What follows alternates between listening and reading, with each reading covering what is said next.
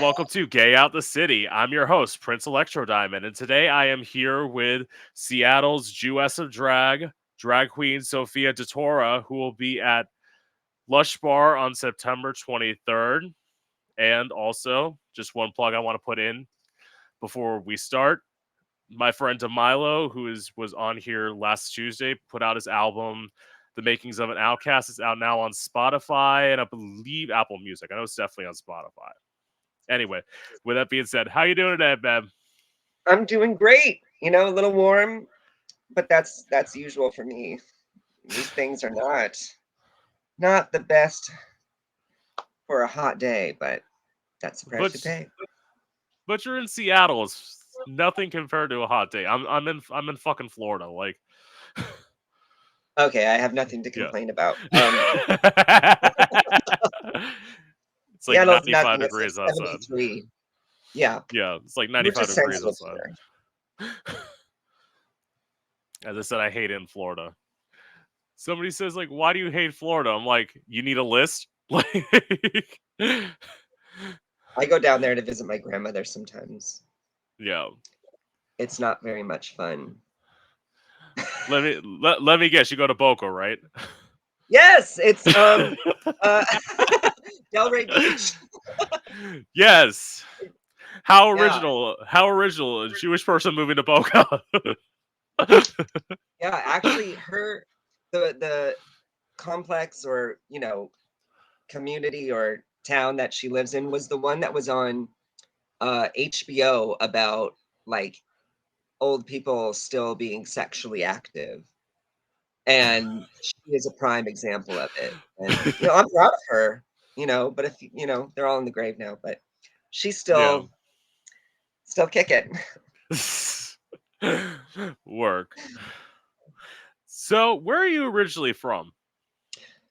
Bellevue, Washington, which is just two little towns over. It's basically Seattle. So anyone from Bellevue who talks to anyone that's not from Washington will say, I live in Seattle. But Yeah. Bellevue's a little more ritzier, I guess. Well, I mean, I get that. I live in kind of like a rich area, but like when I want to tell people where I'm from, I'm like I'm about an hour north of West Palm Beach, and like that's usually Yeah, you give an indicator. Yeah. the relative times or the areas. So people are like, you give them a name that they don't know, they're like, uh-huh. But if you give them like a name of like a real city, they're like, oh yeah, yeah, yeah. Yeah. You don't have to explain as much. That's If I'm where from I Seattle. yeah. Yeah, I'm a native. See, you got to be well, actually no, I don't know what Seattle's like cuz I know a lot of cities are like people only from there or like people move there and there are very few people who are from there. Is it like that in Seattle? Kind of. Yeah. Yeah. People think it's Cuz weird, like that I'm not from somewhere else. You know what I mean? yeah. Um, I mean, at least I'm not from Renton, though. I, Anyone from around here will know that I just shaded somewhere. So of course, what was it? I lived as I said West Palm Beach area, so I'm from South Florida. I lived in Orlando for 4 years and then like I just interviewed somebody a few months ago and they're like, "I'm originally from Orlando." I'm like, "What?" I'm like, "Orlando's where we all run away to." Like, you decided to stay and not move somewhere else? Like, damn, Orlando must be good. but I mean, Seattle's basically like the only place in Washington that's like acceptable to live in, basically. Everywhere else, I mean, it's all beautiful, but there's like you go an hour in any direction, you're in like Republican land. Yep. I get Well, especially in Florida. yeah. You're either old or Literally yeah, it's literally Republicans. The few Democrats around here are originally like transplant New Yorkers who happen to be Jewish. Like, I know, shocker there, right? Yeah. No. So, what was it like for Shocking. you growing up as a kid? It was fun. Um, I'm one of four, and I'm the youngest. So I feel like they got a lot out of the way before me, you know? So with me, they're just like, let's just let this one do whatever he wants. I had a lot of action figures. And when I say action figures, I mean Spice Girl dolls. I just have a few. Word. And Britney Spears dolls, of course. Those are on the other Yeah. side. I have a lot. And I don't think that it's like, well, you know, I played alone a lot. And it's like, I wanted to, though. You know what I mean? Like, it wasn't because everyone didn't want to play with me, because I was the one that played with Spice Girl dolls at recess. Um, but it was because I was gay. No, a little bit. But I think I was like the only I wasn't out, but I was the obvious at school, you know, um, which followed me. But that's because in elementary school, when they would say, "What do you want to be when you grow up?" I would say a girl. But without, you know, when you're a kid, you don't realize these things. You know what I mean? You don't realize. So I was very unfiltered and I was very crazy. I was a crazy little kid. And I was always hopping to different friend groups. And because I have like ADHD, so I was always like talking to one person and then going across the cafeteria to the next table. And I was just like always everywhere. So I had friends in like every group, but I was never in like my own friend group as a kid. uh, that's fair. Because, like, I would talk to everybody as a kid, but, like, I never really got along with anybody because I always felt like I stuck out. Hmm. They didn't get my vibe, but they thought I was like funny or something. People didn't like want to start like being around me until I started telling them I was a songwriter. And then all of a sudden everybody's like, that's when people pay attention to you because it's like, oh, you have something different. Uh-huh. And it's like, okay, Yeah. there's They these like people who there's these people who want to do this, but literally I know my best friend's the only one who's gonna give a fuck if I actually die. Like that's how you have to look at it. I always used to wonder what people would say when I died. I used to want to get kidnapped. So I wasn't dead, but enough for people to be worried and still alive so I can still know what they're saying and stuff. Um, I mean, I'm still to this day, I'm still curious. I'm like, maybe I just take a vacation without telling anybody for like a week. But I love my mom too much to do that. It's I'm considering it. The older I get, the more I consider it. We'll see. But now I just gave away my plan. Oh shit. Sorry, hold on. Just kidding. I fucking love you, bitch. Like, I've never heard something that insane. Although, actually, wait, that's not true. I did say something that insane. I'm gonna say it right now. I had this full conversation for like 20 minutes with somebody about states in the United States that we should just eliminate and not have people in. What's the first? We don't really need people in Idaho. There's no real use for Idaho. You can grow potatoes anywhere. I mean, the only good use for it is the name, Idaho. And like, do we really need Utah? Like, No, no. exactly. I was going to Florida actually last month, and someone was having an overdose on the plane.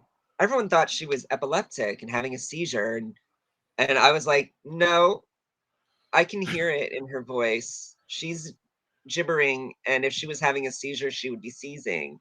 But this bitch is just and we had to make an emergency landing in Salt Lake City. I was like, I've never been to Utah. I'm excited to see what there was nothing. Of course there's nothing. Like that's like somebody pointed out it's apparently they grow food. I'm like, also Nebraska, like, but apparently they grow food, so they They actually also have go a bigger. use. Teach them young. This is gonna be the episode where I finally get canceled for just saying what's on my I'll mind. be on the boat with you. So, but honestly, who disagrees? I don't know. Yeah, well, I would say people from those states just disagree, but unless they have state pride. See, this is another conversation I had with somebody where I said state pride is a straight person thing. Like, I have no pride in Florida at all. When people say you're from Florida, I'm like, yeah, I know. Yeah, I can't help it. I wish my parents had fucked in New York so that way I could live in Manhattan. Like, even Syracuse is better than a lot of Florida. places. I've never been there, but I've heard good things. What, to Syracuse or New York? Syracuse, New York. Oh, okay. Have you ever been to Manhattan? Oh yeah. Yeah, I used to spend my summers on the East Coast. My grandmother's from Delaware, and then my cousins live in New Jersey, and my uncle lives in New York. And so I used to pack a backpack and would spend about like 15 hours just walking back and forth of Manhattan all by myself since I was like 15. I was See, very independent. I was an independent wanderer. but that's Never had a so problem. nice. Yeah. Yeah.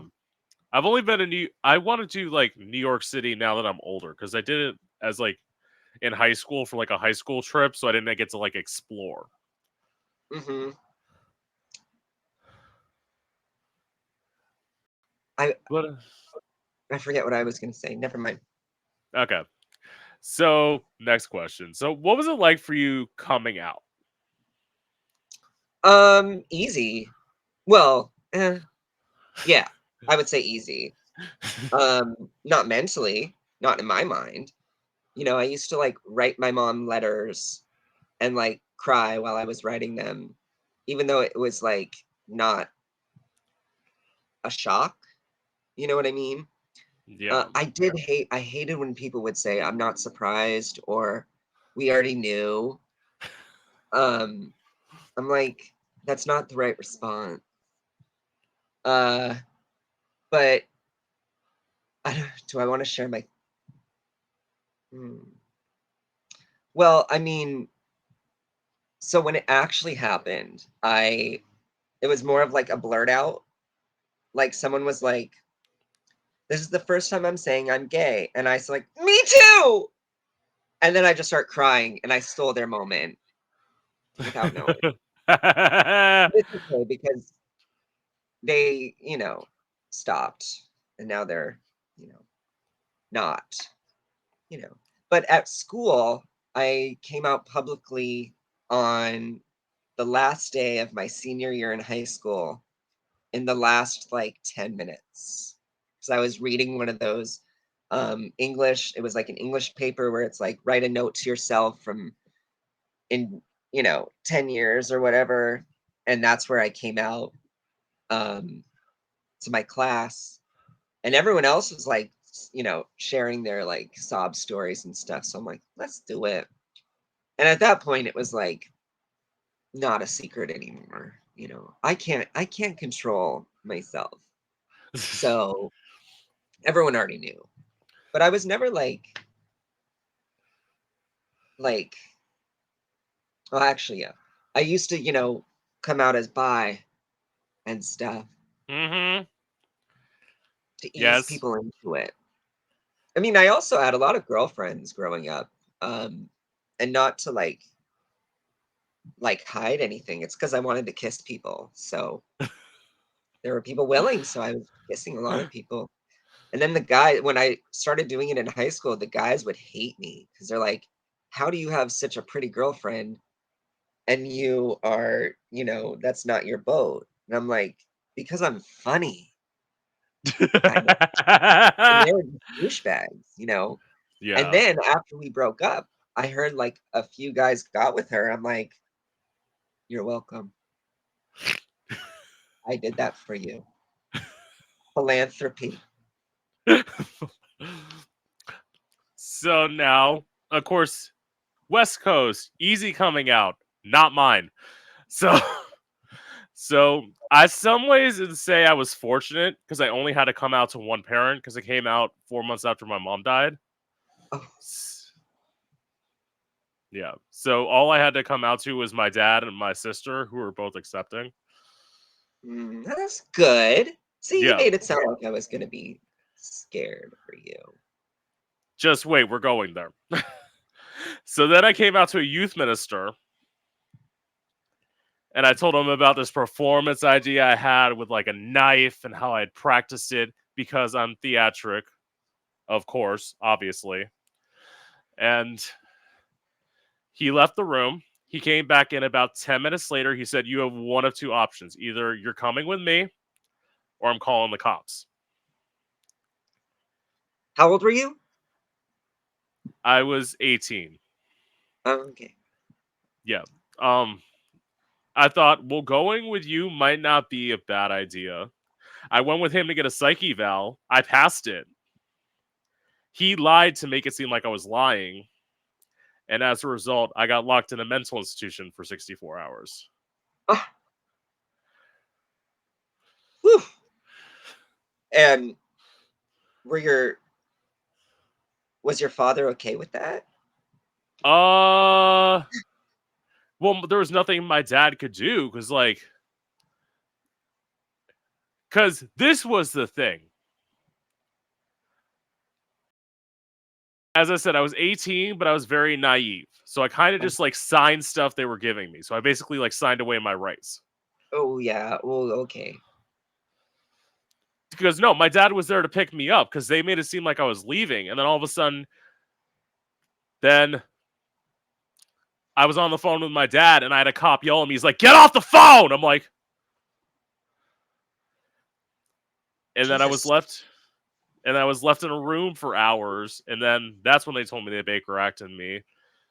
Then they transported me from the hospital in an ambulance to a facility where I was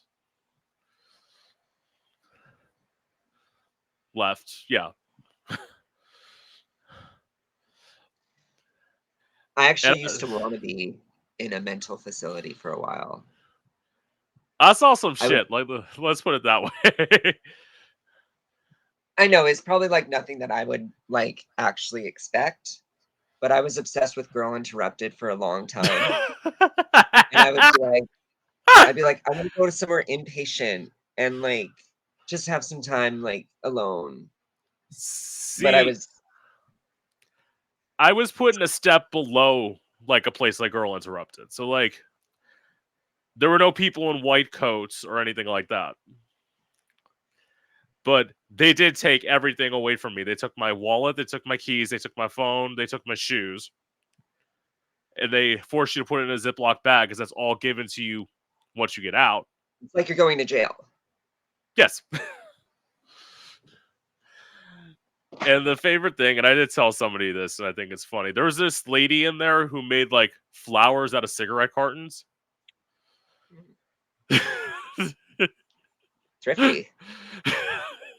And I'm like, you better work, girl. Was her name Pam? No, it was a Hispanic lady. I don't think she spoke English.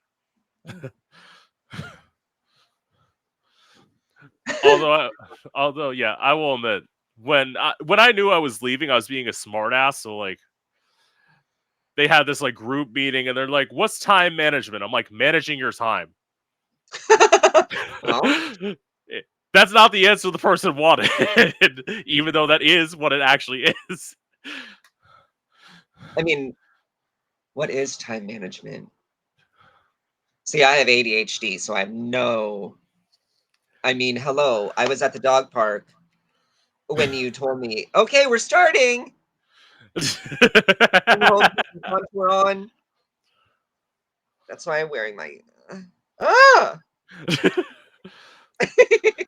Well, this is the thing. I'm glad you have glasses on so I can match. Yeah. I'm giving like a Gaga vibe with my. Yes. That's This is definitely Lady Gaga, as that's Moira li- wrote. that's like art pop glasses with like bang bang hair. Like Mm. This wig actually came. It was like this short, and so I decided to just get some like matching extensions and some yeah. purple, and then I do that to like all my wigs. I use them as like a base, and then I add different things to them. Yes, see, a thrifty drag queen. I Oh take the yeah, wi- I take the wig out of the bag. Actually, that's not true. There was one wig that I bought like clip in like highlights to because I wanted to do like a Joker style wig, so it's like green and then I have like purple streaks on both sides of my head. yep. But They are that's all clip-ins. yeah. I like to say a lot of my drag is like basic but thrifty because I'll get things from like Amazon, but then I'll add things to them. I like to add things to make it, a little more busy or stony, as Yeah. in like rules. So kind of like me. I'm very much I am literally bodysuit t-shirt dress. That's my drag. Yeah, I love a bodysuit. Yeah. I used to do more like swimsuit. That's Yeah. how I like really started, sexy. But now Yeah. I'm more like covered up. I can't stand up because I'm not wearing hips. But like I like Yeah. things like this. And then I'm gonna add like zebra gloves to it Work. when I get a chance. See, that's gotta suck to pad because like the thing is, I just naturally have a fat ass, so like I don't pad at all. Like I don't My have to. pads That's what. have gone through such an evolution over this past year. Like even just like 3, 4 months ago, my pads were like 4 different sizes stacked up to each other. Yeah. And that was just the hips. And then the ass was like 4 different ones that were all stacked on each other. So every time I would have to pad, it was like I hated it because it was never even. But then I actually bought some from someone on Facebook, and now I'm like, that's easy. Not easy enough to put them in right now, but Yeah. it's much easier. Well, you have to pad because you're kind of tall, like I am, right? God fuck no. You're not Um, tall. I'm 5'7". Oh, okay. I just wear really big shoes. See, I'm 6'3", so like, Yeah, you're tall. yeah, I'm a You're tall tall. bitch. Jesus. I wish I was tall. But then I figure I'm like the same. I'm like an average height. I wouldn't want to be too tall for somebody because every time I tell someone that they're tall, because I'm that person, and be like, "Oh my God, you're tall," they're always like, "Yeah, I hate it," and I'm like, the grass is always greener on the other side. Well, see, it's probably much easier for you to get trade than it is me because, like, being a tall bitch, only certain types of guys are into me. Like, I mean, it's kind of easy.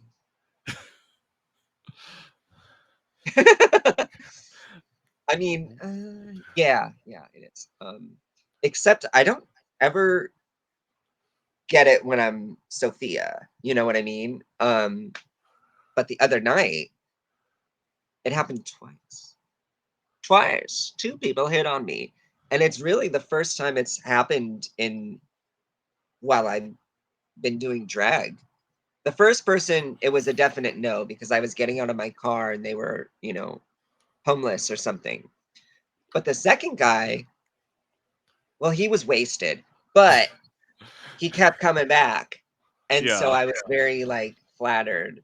But I don't mess with people when they can't like focus. You know what I mean? When they're drunk and I'm not.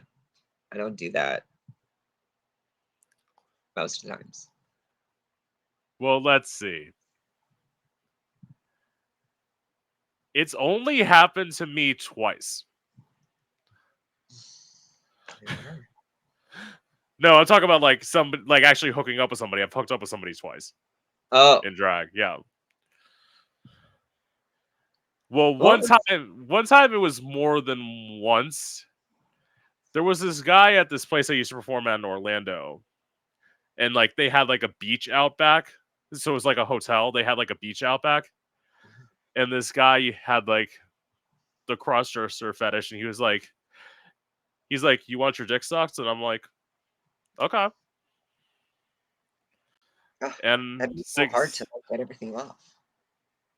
Well, see, the thing is, back then I wore like pants. I literally wore like pants, like shirt, and a thong, so everything was like easy to take off. Oh, Now I wouldn't be able to do that kind of shit. I wear like fishnets, and I wear I can't even drink water within like 3 hours of having my full drag on because I cannot pee. Actually, I did last week. I peed last week. Good for me. But it just doesn't feel like the same after I like have to after I because I need to like take everything off and then put everything back on. And so I see. just, hold it.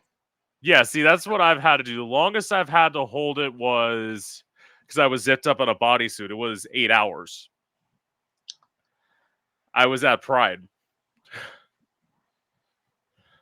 Okay, that makes and sense.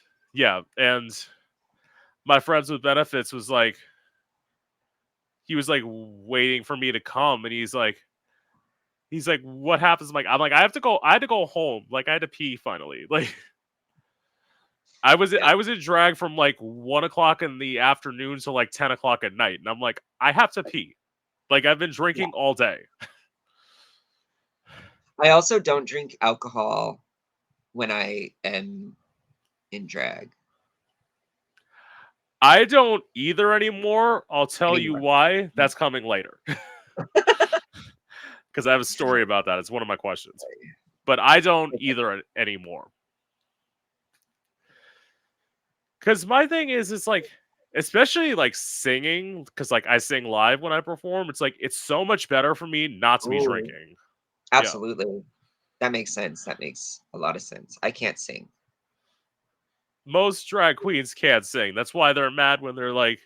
That's why I don't get booked much because I sing live, and they're like, all these gigs want you to lip sync, and I'm like, why? If I can fucking sing, why won't you let me sing? Like, Yeah.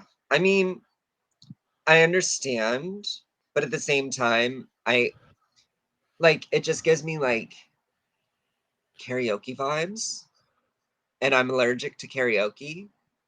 Um, I I run out of the room when people start singing. Um, I know. Listen, I'm jealous of them, number one, but at the same time, I'm also like terrified that we're gonna make eye contact while they're singing. Like I don't let people sing happy birthday to me because I'm a yeah, freak. Um, I don't know. I don't know what it is. But I'm also jealous at the same time that they're able to like sing. Well, most of them are able to sing. A lot of them.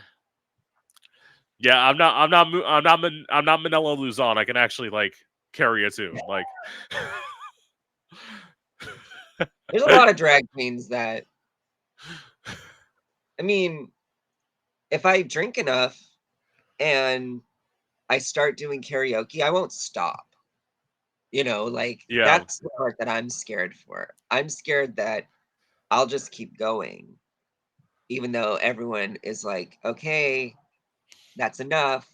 You've had your time. That's just childhood trauma coming back, being like, I'm having a good time, but people around me are not. And then my mom says, you're taking away from their event right now. It's not all about you, sweetheart. So just stop. There's been a lot of bar mitzvahs that conversation has happened. see, I was the person like so.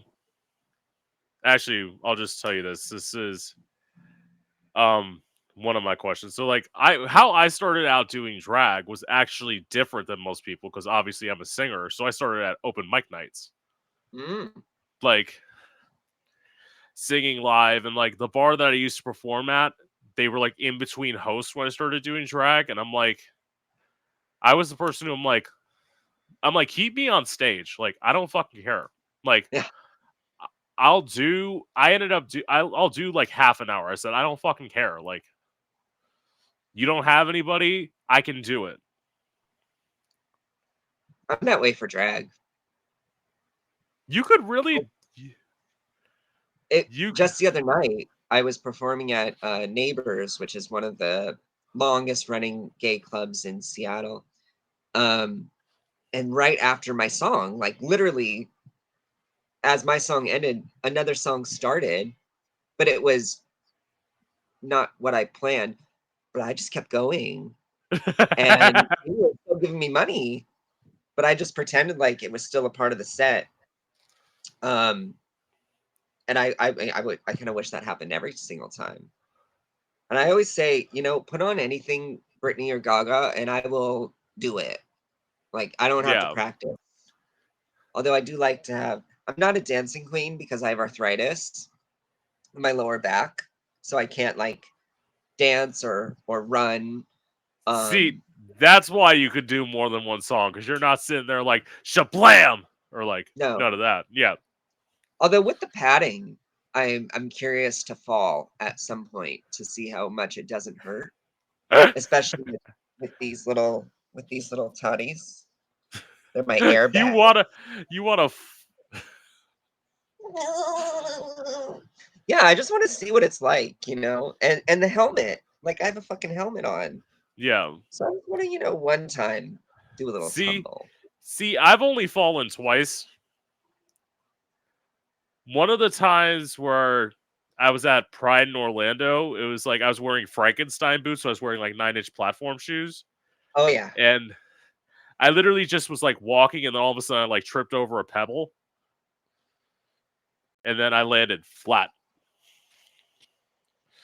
did people I see it? Yes, of course people Oh, saw it. And somebody said, "That's why you only wear those shoes once a year." I'm like, "I'm not a klutz. I fell over a pebble. Like, I'm not a klutz. I know what I'm fucking doing." I love seeing people fall. And Like, then I love it. the other time was okay, so I was performing at a bar in Lake Worth, and it was like the whole bottom of the bar and like the stage was black. And wearing sunglasses when you perform, it's already hard enough to see. So it's like step one, step two, and then I missed the third step and I landed on the floor.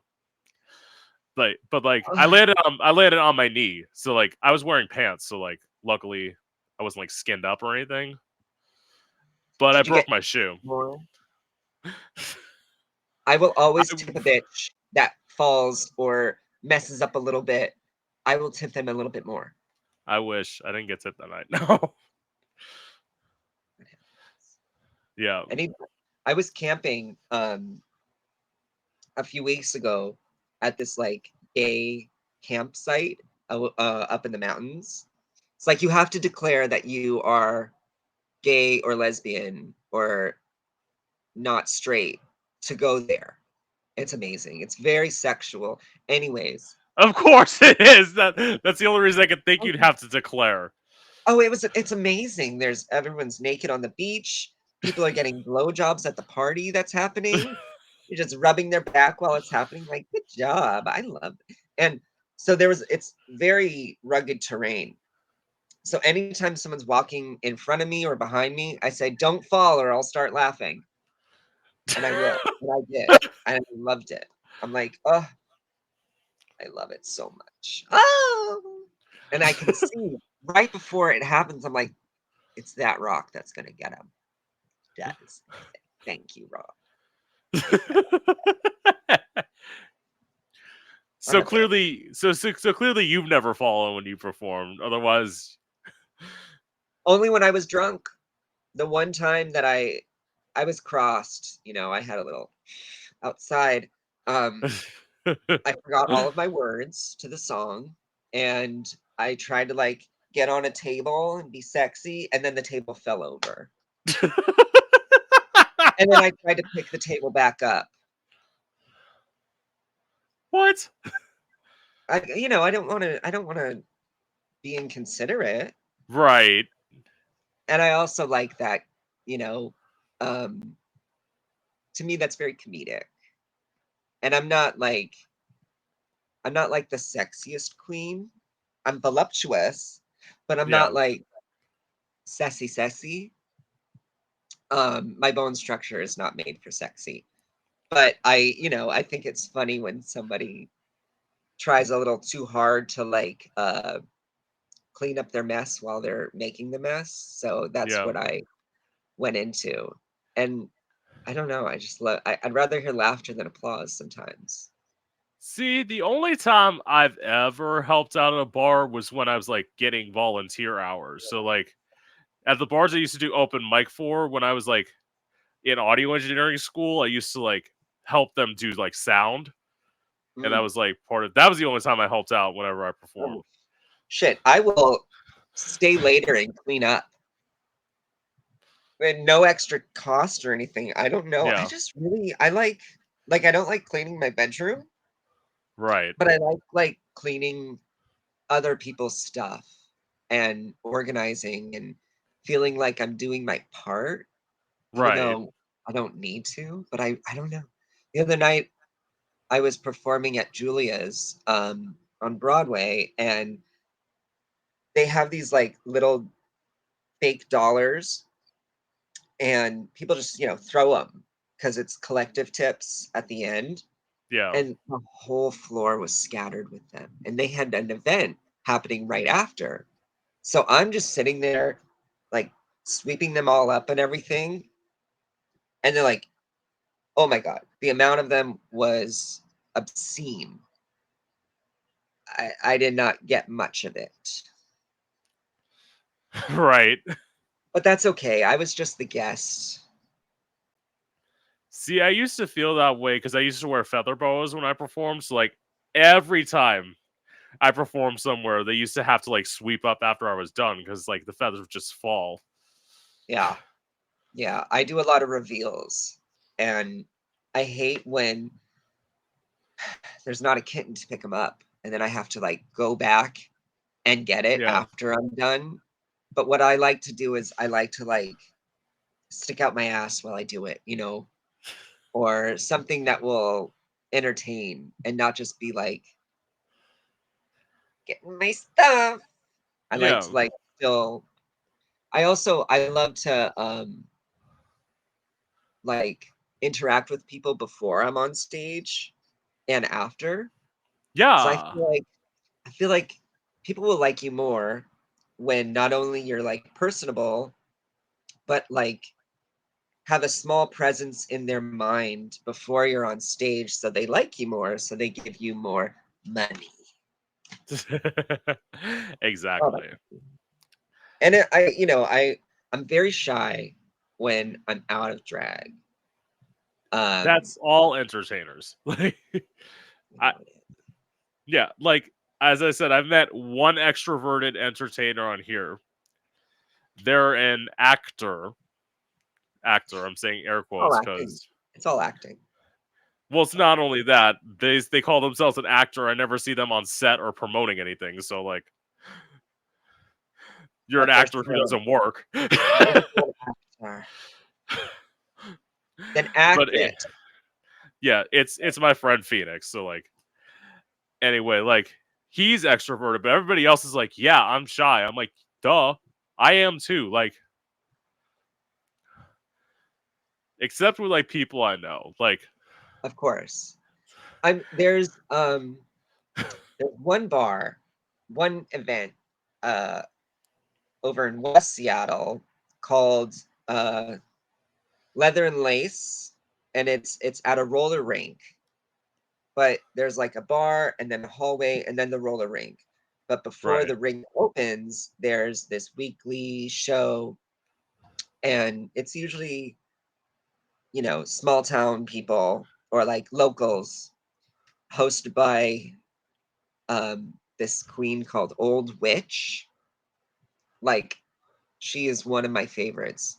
But I go there alone on Wednesdays uh, very often, even if I'm not performing, and I go out of yeah, drag so that they can see me. And that place is where I'm most comfortable going, most frequently going out of drag. And I mean, it's only like 2 hours, and it starts at 7, so it's yeah. not like um, a big night thing. But there's always like people I know there, or just nice people. So that's like one of the places I go alone comfortably, and I like it. See, the only places I will go alone is if my drag sister like sends me something. She's like, "I'm performing here." I'm like, "Well, I'll come to see you Yeah, yeah. because you're my sister." And then the last event she was at, like all of a sudden her tips were on the floor and she didn't have anybody collect them. I'm like, "Bitch, why didn't you say something? I'll bring you back your tips. Like, I'm not gonna fucking Oh, steal tips. them." I thought you Yeah, said tits. Your tits were on the no, floor. no, her tips were on the floor. Like her money. I'm like, bitch, Yeah, I would have grabbed them. You could have told me that. Like, I'm sitting right here. yeah. I will put myself to work if no one else is. You know what I mean? I'm that kind of Right. person. Um, it's not that I like the attention, Yeah. but I don't mind it. Well, actually, speaking of going to an event out of drag, so her former drag mother has shit talked my drag. And like there was this one event that I went to. She didn't know who I was because it was the first time I had gone somewhere out of drag, and she was drunk off her ass and she was hitting on me. Oh, well, that you know what? I don't blame her, because you're hot. No, yes, but Thank you. I don't recognize 90% of the people that, like, it's so I'm not stupid most of the Yeah. time, but it's sometimes so different to see people out of drag, even though it's Right. not that much makeup and stuff. Most people don't recognize me out of Right. drag, and I'll come up to them and be like, "Oh my god, hi, how are you?" And they're like, "How Mm-hmm. are I've you? had that. I've had that How are you happen before. doing?" I'm like, "It's Sophia." And they're like, "Oh my god, bitch." And I'm like, "Yeah, um, I look Although, much different out of drag." right, I didn't tip her former drag mother at that event, but the next event I saw her at, she recognized me. So I'm like, well, now she knows who I am, so now I got to tip her. I wouldn't say I'm frugal with tipping, but I definitely tip more if someone entertains me more. So, like, the queens that do, like, like the ballads and stuff, Yeah. they'll get $1. The people that are crazy the people that are crazy and do things that I'm like, or if they have a good mix that gets my heart going, like, Yeah. if I hear "It's Britney, bitch," I will give someone a 5, but See, at the same time, like, I won't. let's be clear, I was tipping, but like, obviously, I tipped like dollars to at the last event I was talking about, to the other queens, I tipped my drag sister a 10 and a 5, like the two for her two numbers, because I'm like, well, you're my sister. Of course, I'm gonna tip you more money. Like, yeah, my friends automatically get more, but that's just the way it is. and in return, she comes on here. She wants to come back on here. I'm like, I'm busy. This is I my have first interview, actually. really. Yeah, thank you. You're welcome. What happened? Oh, my screen went off for a second. I thought, Okay. the computer has finally met its match. It's like you've downloaded too many naughty things. The viruses are catching up with you. See, I Save like them to for later before they get deleted. yeah. See, I like to interview people. It's like when, even if they're smaller, like, granted, I didn't know Valentino before I interviewed him, but like, I'm like, bitch, you're hot. Maybe you'll be interesting. Like, and I do. I love him. He's a sweetheart. Yeah. We used to I met him when I was, working at the club that he was working at once upon a time. And that's how I meet. It's funny. I'm more friends with go-go boys than I am with drag queens. That makes sense. Yeah, Because most drag queens, no offense, are catty, shady bitches. But they're sensitive. They're sensitive, as I say. But I do have a nice group that we all started at the same place, yeah. doing the same competition, which I'm surprised that they talked to me because I kept winning so much. And they used to say, "Can you not compete this week, please?" I'm like, "Can you do better this week?" Um, but yeah, I still have a nice group. Um, they won't tell me their real names, but that's fine. You Well, know who I'm saying. that's because most of the time, this is drag queens. Like, even out of drag, you're Sophia. I'm Prince. Like, just it's how it happens because we forget each other's names and like. Yeah. I mean, I tell people my name constantly. My real name is Eli, and I love people when they call me Eli because I don't hear my name very often, so I like when people say it. Like if someone yells Sophia across the room and I'm not in drag, I don't think they're talking to me automatically. And I'm like, listen, I don't have boobs today. It's Eli. Thank you. So what But would you rather? Would you rather them yell like "Jew bitch" and then like that's? oh, I love that. I love it so much. I'd be like, here. Yes. I love being Jewish. It gives me a nice excuse to have a big nose.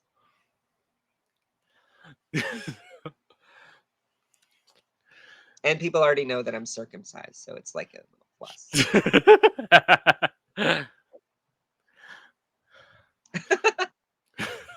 So you just like embrace it fully, like.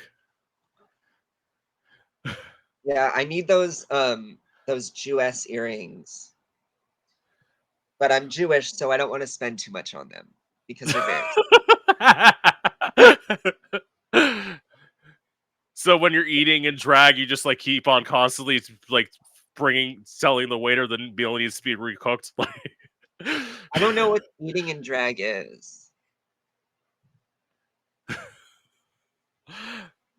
I oh have one yeah. friend. I have one friend. Um, I won't tell you her name, but it's Lex Levita. And we used to go on one place, and every time she gets like the ribeye special with mashed potatoes and vegetables, and she is just going in on it. And then she'll be like, yum, yum, yum, yum, yum. Please welcome to the stage, Lex Levita. And she'll be like, hold on. I'll be back for this. And I'm like, how do you do that? It looks so delicious. I'll have like 2 French fries. when I'm in See, drag. But I don't want see, to feel, I don't want to feel bloated or anything. see. My thing was I used to eat before because this was my crazy schedule. So at one point for 5 months, I was doing 2 gigs in one night. So I'd have to leave my house at like 7 at night Oof. and not Well, get home till like 12:30. So like, it's not bad. But did you find it stressful to have to like were they 2 gigs in the same place, or did you have to no, like travel? no. I had to drive. I had to drive from one gig to the next. Yeah, See, that I don't like. I don't like having to feel I don't like time management, but like I get so anxious if I have to go from one place to another.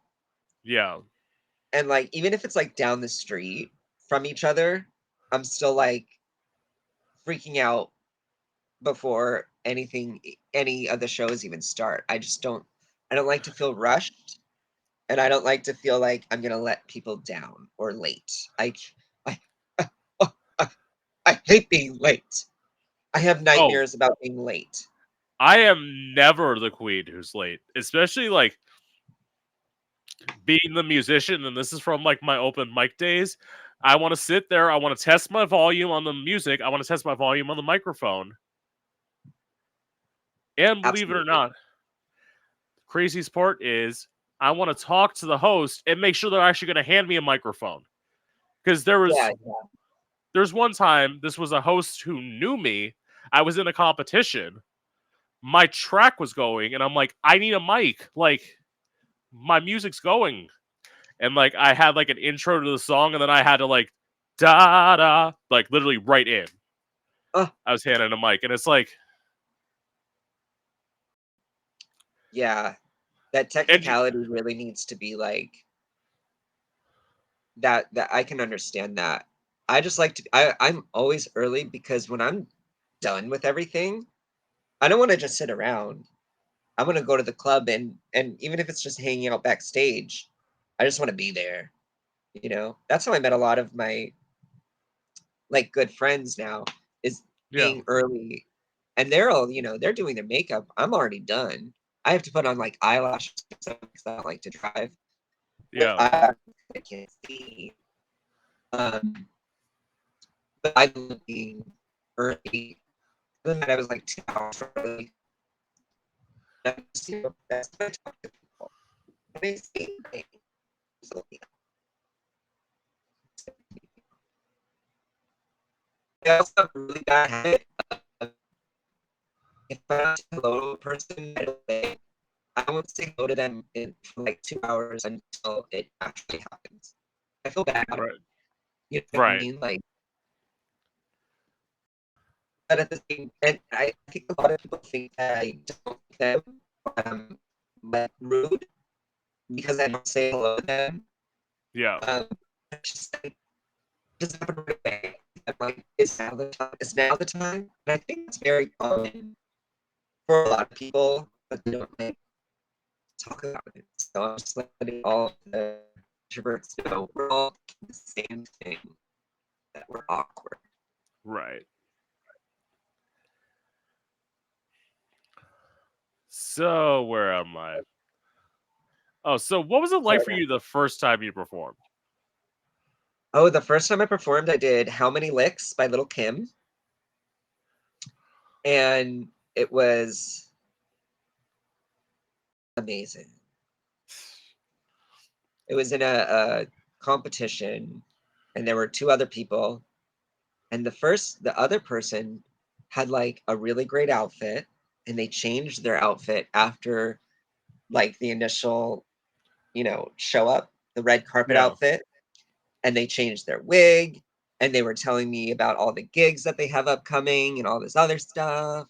I'm like, "Yeah, you're so nice, you're so pretty, you're definitely gonna win."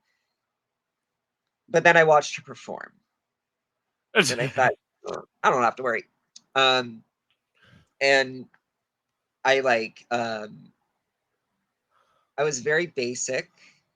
Um, I had like a shawl that covered me when I did my reveal, and just wearing something real slutty, and my hair was this wig that I had stacked on another wig, and they were different colors, but I wore that. Oh God, that was my like signature wig for a long time. And it was brown and curly and dewy, and it was just perfect. And I won, and I felt very good. And and I almost choked on a Tootsie Roll Pop because I thought, let's shove as many as you can in your mouth. And one of them, like as I was putting the others in, Yeah. it was already wet, so it like started slipping back. Oh my Um, god. and I think people thought when I was gagging, they thought it was like, oh, Part they're just part of the gay. thing. Yeah, Yeah. but no, I was almost about to die on stage. But it was See, great. as I said, starting out at the straight bar is actually what taught me how to like get an audience on my side. Oh yeah. Cause like being the only drag queen doing electronic music in a setting where it's like all acoustic acts after me, a little nerve wracking. But I mean, I got to it. The only, as I said, owners are cool with me. The only time they got mad at me, so like one week I had ended one of my songs by screaming "motherfucker" in a microphone, and then I got told by the owners the next week not to do that. I'm like, I'm not repeating myself. Wait. Oh.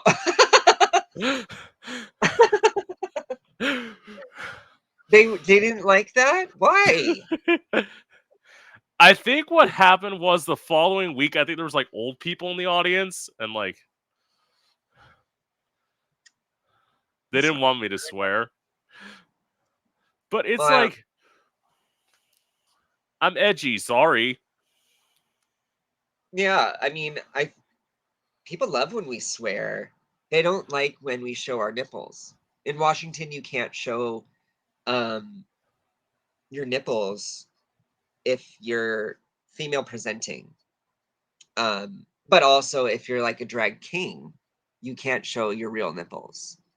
Um, Oh, and your butthole. And like there's any kind of go-go's, there's like a law that like the string in the back has to be like at least 1 inch. Um, so they can't so wear any G strings, basically. they can, but they have to be like thick.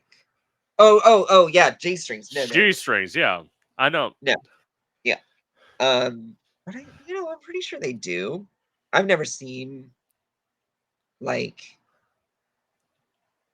in California, I've seen a few um small strings, let's just say. Yeah. But not I've never seen them in Seattle. A lot of but you can walk down the street butt ass naked as long as you're not um masturbating, erect, or touching it, or defecating. Um, but it's all legal. Like any beach in Washington is technically a nude beach, Oh wow. except you can't perform any acts. Well, But of drag course. queens can't show their nipples. I've gotten in Yeah. trouble a lot. A lot. It wasn't intentional, but some of the things that I wear are a little skimpy. And then of course I play on it and start flashing everyone. I'm like, well, they're not my boobs. And a lot of times I'll go up to people at the club. I'll be like, would you like to touch my boobs? And they'll give them a little honk. And I'm like, thank you. Dollar. See, my thing is like, granted, because I will say this as a drag queen, I've never tucked. I don't tuck to this day. Literally, how I put everything is like I layer like 3 thongs on top of each other, and that's how everything is like back. Ooh, you want to know my secret? What? Okay, I'll tell you. So I wear like a men's Speedo. And then, number one, it's already a little padded. Yeah. But then I put a menstrual pad in there. so it just smooths everything out as much as it can. And then yeah, I just pull it back and put those two things in there up in the body. And Yeah. that's all the tucking I do. Like I don't use any duct tape. Um I don't make it too uncomfortable. And no one has ever said anything about, Well, it different. that's my thing. It's like, especially with me singing live, I want to be as comfortable as possible because it's like I'm already zipped up in a bodysuit. Like I need to be able to like breathe. I don't want to like have to feel like I'm like extra like tight when Constricted. I'm constricted, exactly. Yeah, I'll get too anxious. If I get too hot, I'm like I get very anxious and I'll never take these boobs off. Because every time in the past year that I've performed, I mean, it's kind of coincidental that these two things correlate. But like, if I'm like seeing someone or sleeping with them, and then they come to one of my shows, somehow in the few times that it's happened, I've taken off my breasts and there's been nothing there. And then I don't talk to them after that, or they don't talk to me or something. And it's just so funny how those two things have been such a pattern. So now I just don't take them off because it's just not worth it. I need to get something that's, not such a cumbersome thing, like just a little padding. But most of my outfits show my tops, so I like to have them. And I don't, Yeah. I judge queens for not having anything there, especially when they have hips and big hair. I'm like, come on, proportions, bitch, proportions. I don't wear anything, but but this is the thing. Like as you said, I don't pad, so like everything is natural. It's just like Yeah, I see that's the exception. yeah, But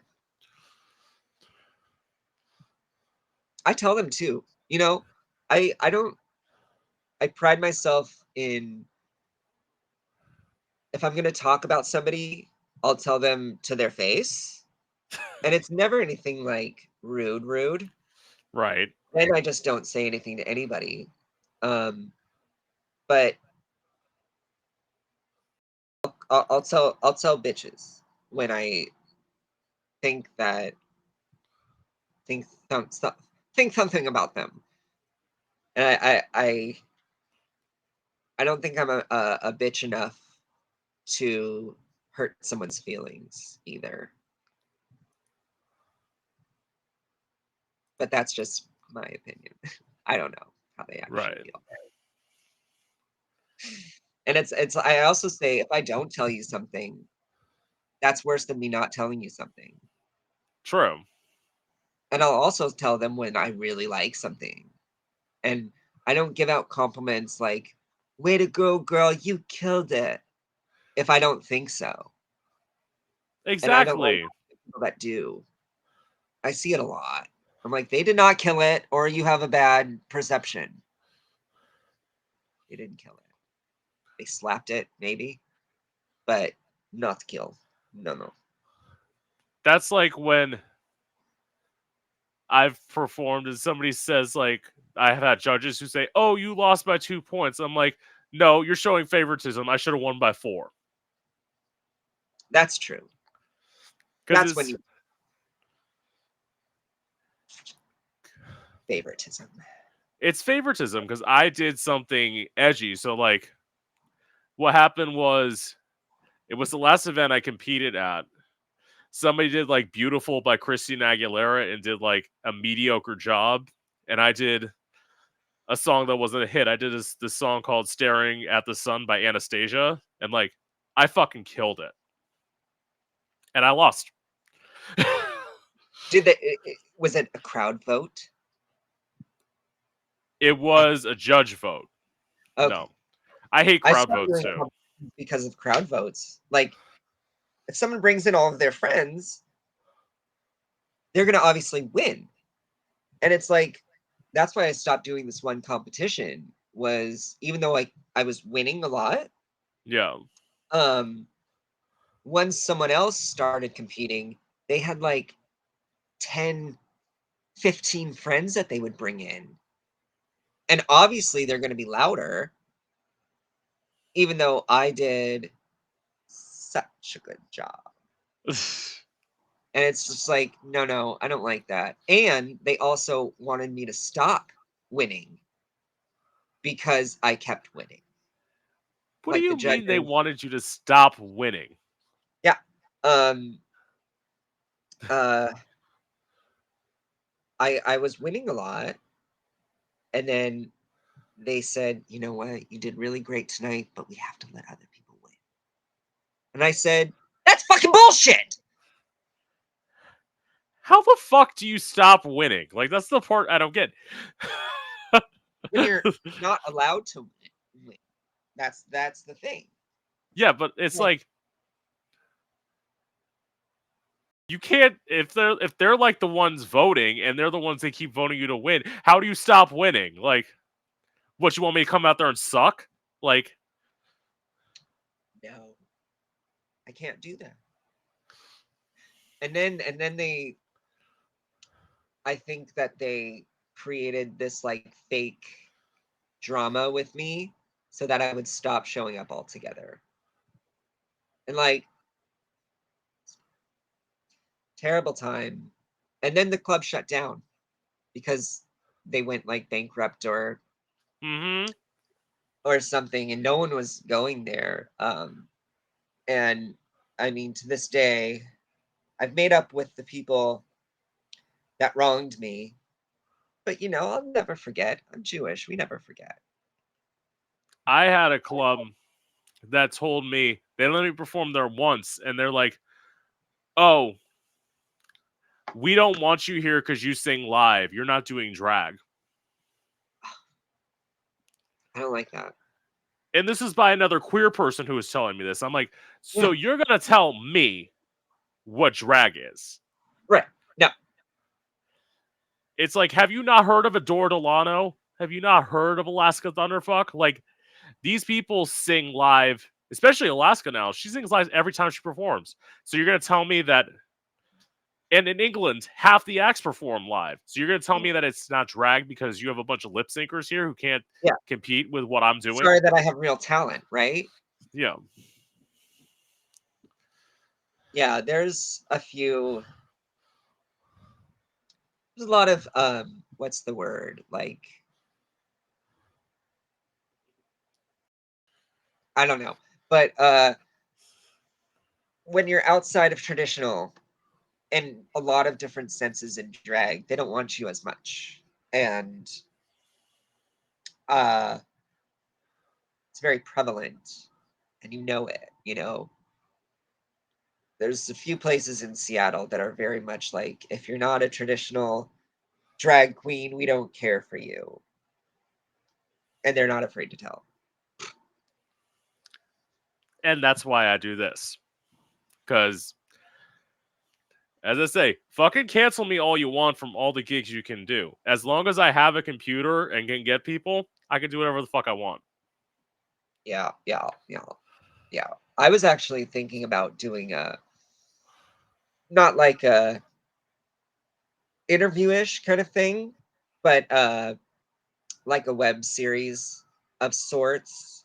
Uh every so often my mind, gets into a obsession and a hobby of sorts. And Yeah. so I started thinking about things, and I want people to like do my makeup while I'm interviewing them or something, but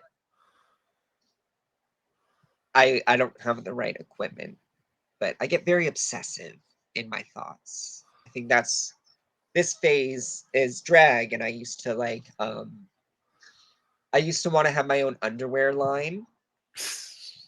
I was like, I reached out to like manufacturers to like help me with it. Um I was also a tie-dye artist. and I was like selling at like street fairs and having my own website, and then that faded. And then I was obsessed with buying Funko Pops, and now I have like 400 that I want to just sell out of like Yeah. 1,500 that I own, which I thought I was going to be buried with them because I'm like, I'll never stop liking them. Phase. But I also attribute that to like ADHD, where I get very obsessive and then convince myself that this is the best thing or something. And then it just fades out of my mind. And then I go on to my next hobby, obsession. See, in truth, I originally thought this might be a phase because, like, I thought at a point it was like kind of towards the beginning where it's getting harder and harder to get people, and I'm like, well, maybe I can't do it, but then I stopped giving up. Although I have like dips, like Yeah. like I had to take off almost the entire month of July. It wasn't my fault. I just couldn't book people. So it's like I I'm made sure up for it. anybody would want to be on this though. Like you reach out to anyone, they're gonna say yes. Yes, but there are also people who are assholes who want money. Oh, yeah. They're spoiled. And I'm like, here's the thing. West Coast people and people outside, like East Coast outside of Florida, fine. Everyone in Florida except for like I think I've interviewed 4 people in this state because they either flake or they Uh-huh. want money. Uh-huh. The one Yeah. person, I'll give this example. They're non-binary. They're a burlesque dancer named Sin Silva. Asked me for money, and I'm like, I've interviewed people with twice as many followers as you who haven't asked me for a dime. I'm not paying you. You know. I I think a lot of time people have these like expectations that like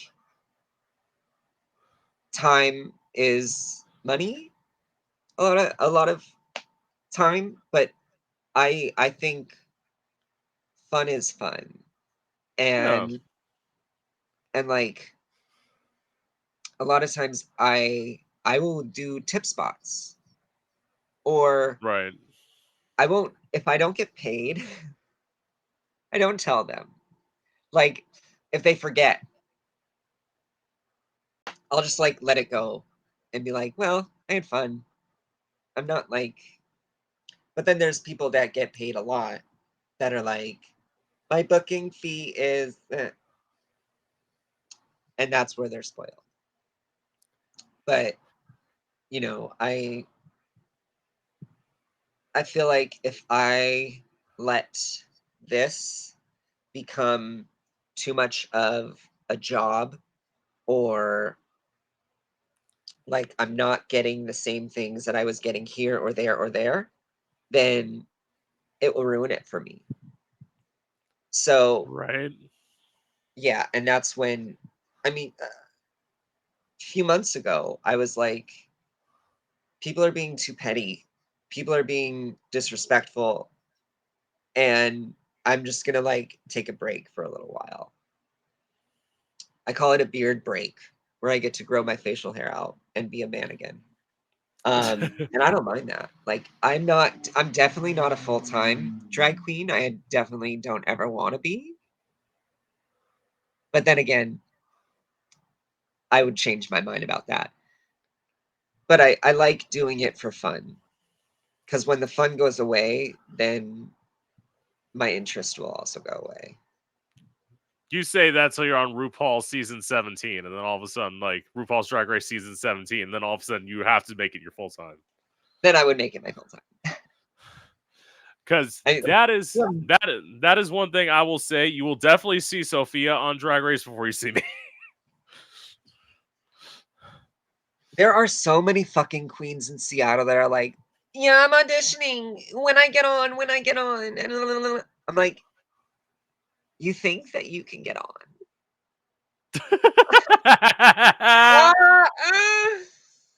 It's just, I think everyone is so jaded a lot of times that they think that it's easy or they have what it takes. And they really, 90% don't. Even if you're like, that, I know it's rude to say that, but it's also realistic. Like, I'm like, what do you think that you have that is not seen in the first few seasons? Like, now you really have to like,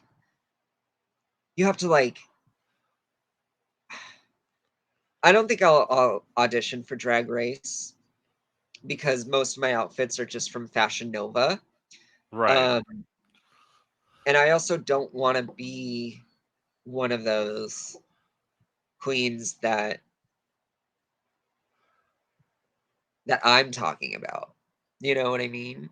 I don't want it to be like, it's good to have confidence, Yeah. but your confidence has to match like what you're presenting. And I think a lot of people don't. There's one person that I am friends with, and most of the people that could be on Drag Race from Seattle, like, they have the look, but they don't have the personality. And you really need to have a Right. personality to be on there. But one of Yeah. my friends, um, she always talks about getting on the next season and stuff, and I can actually see it. She's very like, I don't want to say timid, but shy. But Right. I feel like she has that personality that could grow with Right. time once they get more comfortable. And then I can see them doing it. But I don't know. I could do it. I could do it. I just also have to have better makeup. I think that's the only thing that's like really holding me back is like my makeup skills are still immature. Still immature. That's So why I'm yeah, not telling you guys. let those Seattle Queens do it. Let them be the race to being Robbie Turner.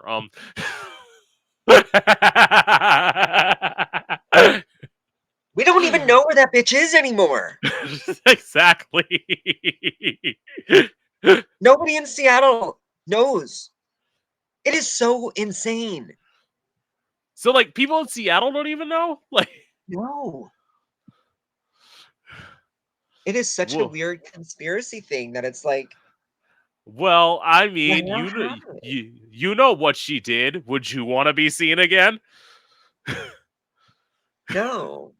Exactly. I mean, even before she did it, we didn't really want to see her.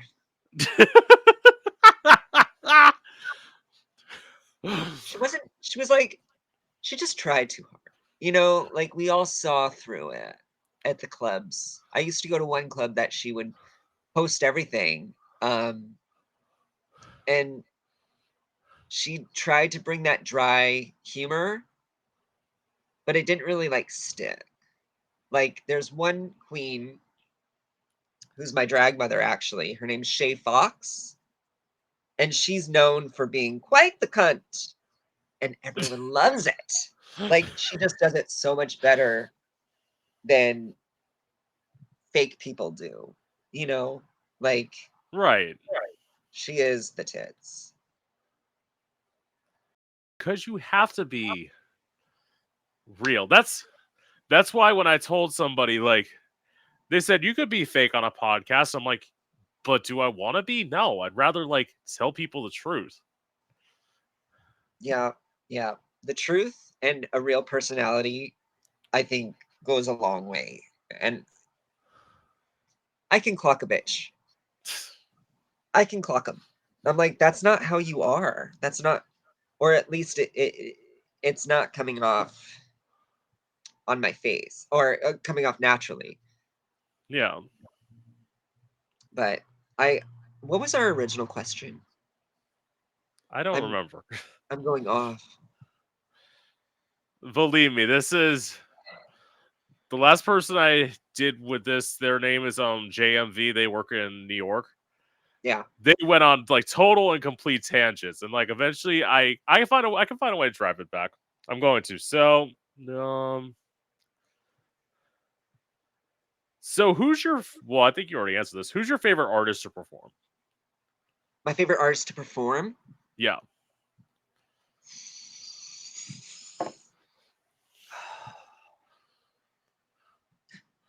Um,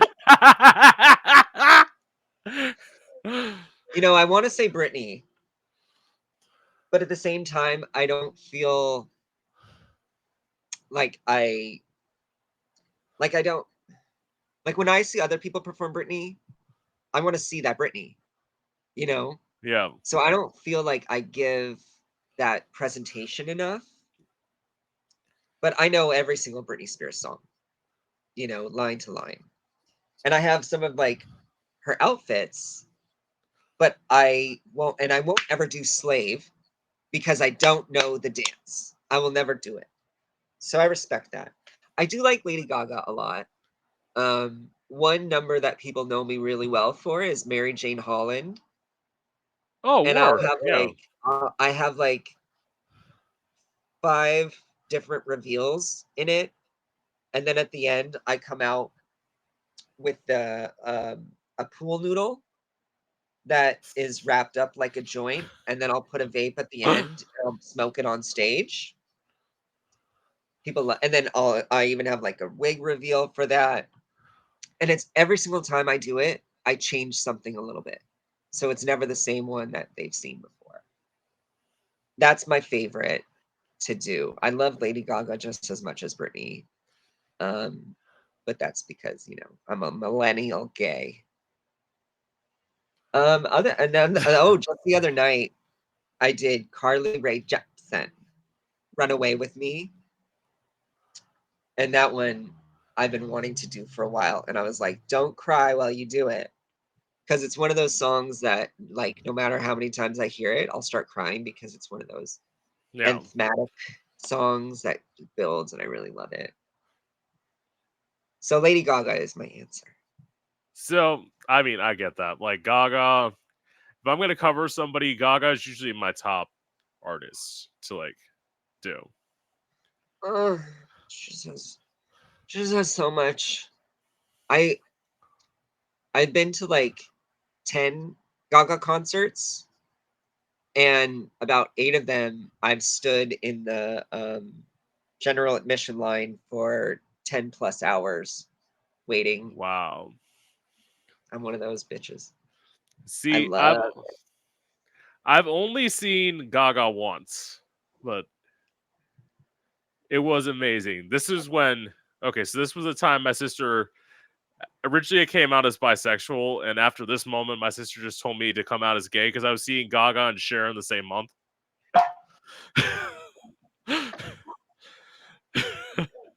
Cher?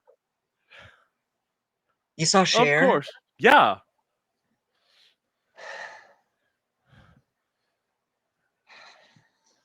One of my dreams. Well, I will tell you, the dream was even more because I had floor seats. So,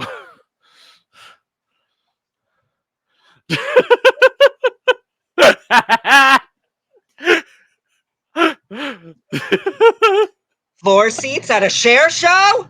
yes. Oh my god. How was it? It was great. It wasn't her last tour, it was the Dress to Kill tour.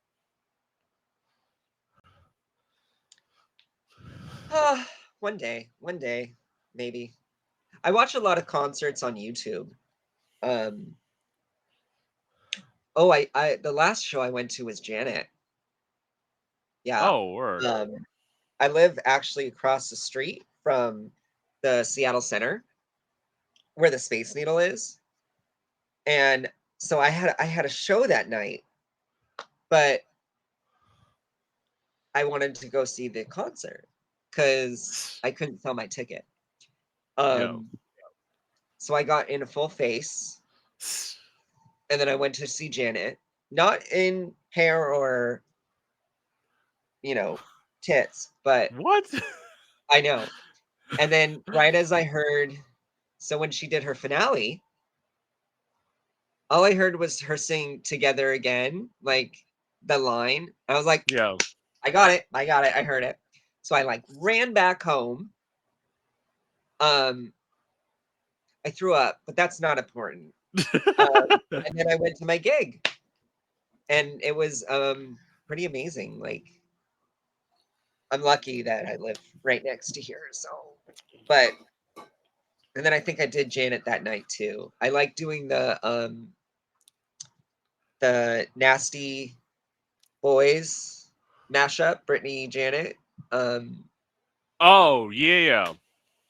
and I do like a lot of reveals with that one too. So that's one of my favorite things. And See, my Janet like go-to song. I don't perform Janet much, but when I do feedback. uh, Yeah. Which, of course, again, being a millennial gay myself, that's why I also do. Somebody said like because I do older stuff, like I would do Intuition by Jewel, like, and somebody's like, "You are such like a throwback to the 2000s." I'm like, I do some oh modern yeah, stuff. Like I one of love my throwback. yeah, one of my favorites songs to do is like "Bitch Better Have My Money." Like, What was the Rihanna song that I did? I don't remember. Only girl, only girl, only girl in the world. And that was because someone had like asked me. They were like these two gay guys. Well, obviously, they're like tonight's our anniversary. Can you do only girl? And I'm like, this isn't a request line. Like I'm being paid in like 20 minutes. But they were very, very pretty, and they gave me something. So I said, okay, I'll see what I can do. You paid me, okay. So I did it for them like 10 minutes before the show started. I changed everything. I like downloaded the track and asked the DJ, excuse me, DJ, can you please change my song? And I mean, as long as I know a song, yeah. I can do it right then. I'm reveals work for anything. I don't do choreography. And even though I can do one thing, two things in with a choreography. Britney Spears, specifically Circus and If You Seek Amy from her circus tour. I can do those. Like I've been doing those for 13 years. I used to do the concert in my bedroom after school, like outfit changes and everything. I used to be obsessed with it. But even when I like do it halfway through, I'll do my own thing. I'll forget about it and just start doing um crazy hand movements and stuff. So that would be a part of Drag Race that I would not know how to do is remembering choreography and steps and counting. I'm And not really I know how to move, but I'm not a choreography person either. Like I know how to move to the beat of the music and like that's all I need to do. Like yeah, yeah. I don't like. Yeah, it's why like on the lip sync for your life, I know I'd go home unless it's like one of a few songs oh yeah. that don't involve Oh, choreography. Like you put on Bust Your Windows by Jasmine Sullivan, I'm sending your ass home. see then. Oh, there's this one thing in Seattle called drag roulette that you like. They give you a list of songs prior, and Most of them, but the one time that I did it, it was a bunch of songs that I didn't know. And the one song that I didn't really listen to was the one that I got picked with and then I lost. And that was when I realized that I can't lip sync to every song, and it was very discouraging. So I've never done that show again.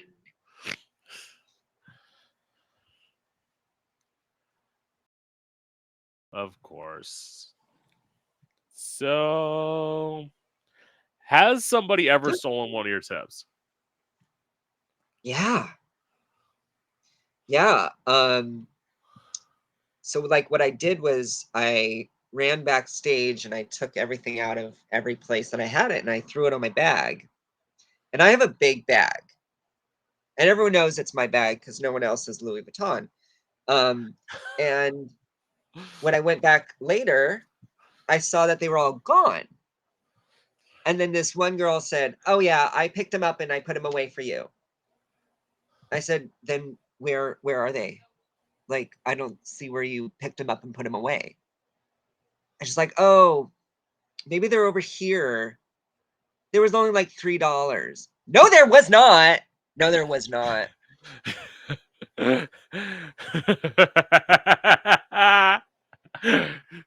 Trying to shade you, saying that's But people where's only my tipped you hairspray 3 days. too, bitch? Where's my hairspray? We all have stories about this one person. They think they're so sneaky. No, we keep track of our shit. Wigs. My friend, she will never. Anytime someone brings her up, she'll always be like, "She has my human hair unit."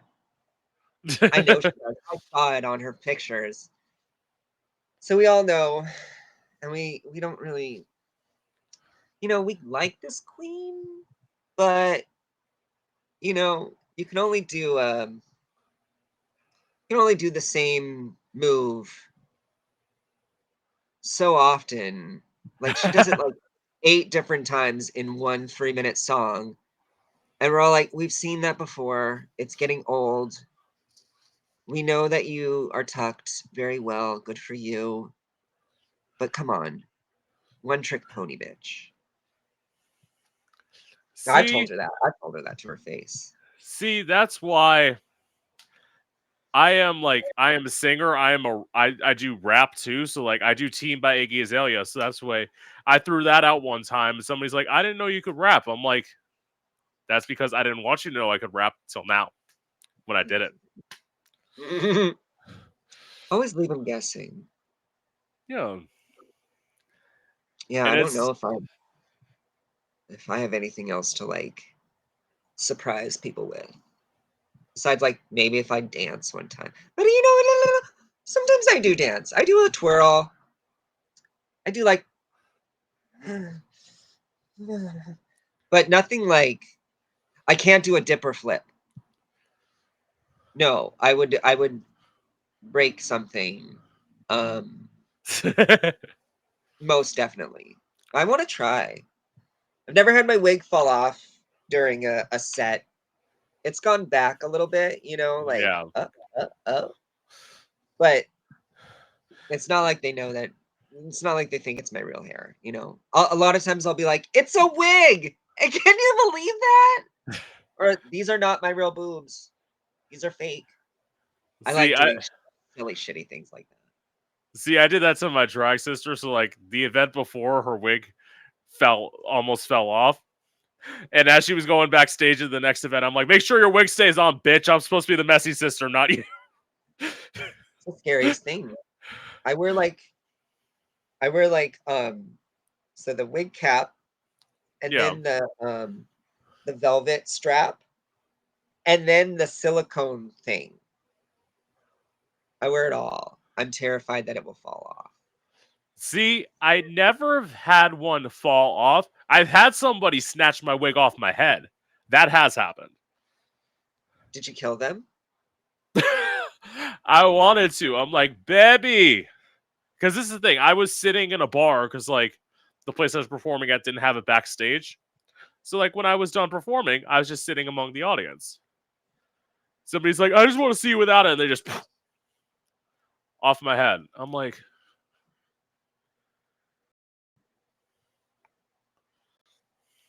No,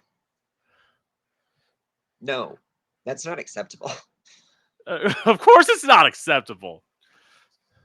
Because No, this is no, the no. thing. At this point, I was visiting Orlando. I had already moved back home.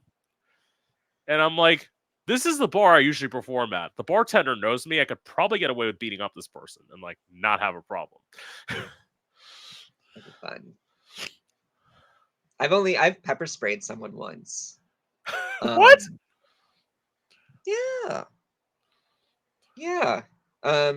Not inside the club, Yeah. but outside. He was following me too close, and I mean, I live in Belltown, which even though it's downtown Seattle, right at the Space Needle, where there's tourists everywhere, there's also zombies everywhere, which are junkies. You know, I call them zombies because I like to pretend that they're like zombies at night. And I was walking my dog after one of my shows, and he'd been here for like 5 hours alone or longer. Yeah. And so I was taking him on a walk like this, and someone was getting close. And then when I talked, they realized that I wasn't a woman. I know, it's such a crazy thing. And then, they started saying some bad stuff. So I reached in my little bag. I said, "Don't get close to me." And then they had like a stick in their hand. And so I just sprayed him. There was a night I needed pepper spray where I didn't have it because there was a night that I got sexually assaulted in drag. Ah, I was like on my way home from like a gig.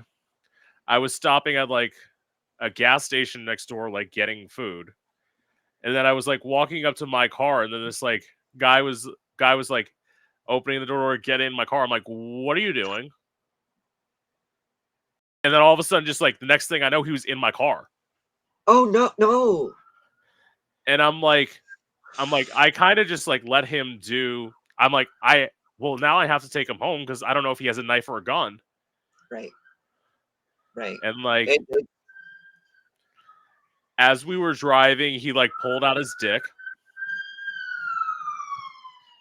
which I did not find appealing at all because it was like ashy as fuck. I'm like, whatever you want to like happen, baby's not happening.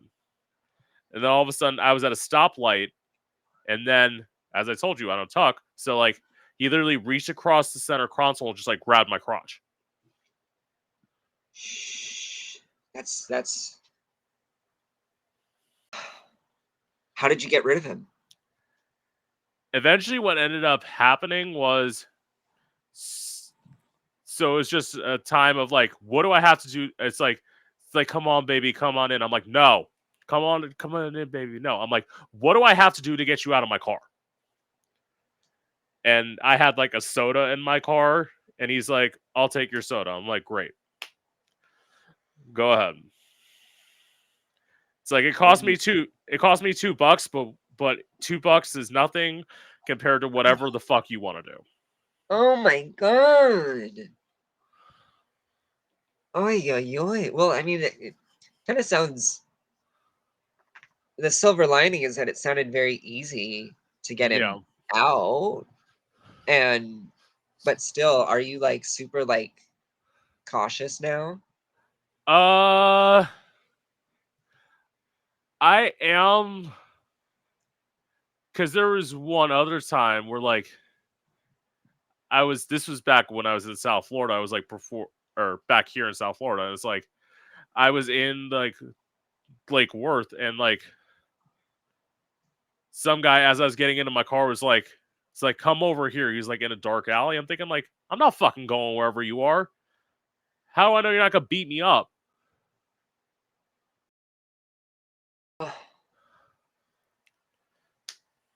No, I've had that. I had somebody, this wasn't like a really terrifying thing for me, but it just happened. So I was like parking my car to go into the bar that I performed at. This is when I lived in Orlando. And a guy rode up on his bicycle and just like whipped his dick out in front of my car. And I'm like, go away. Yeah. And he sat there for like 2 minutes and he would just not move.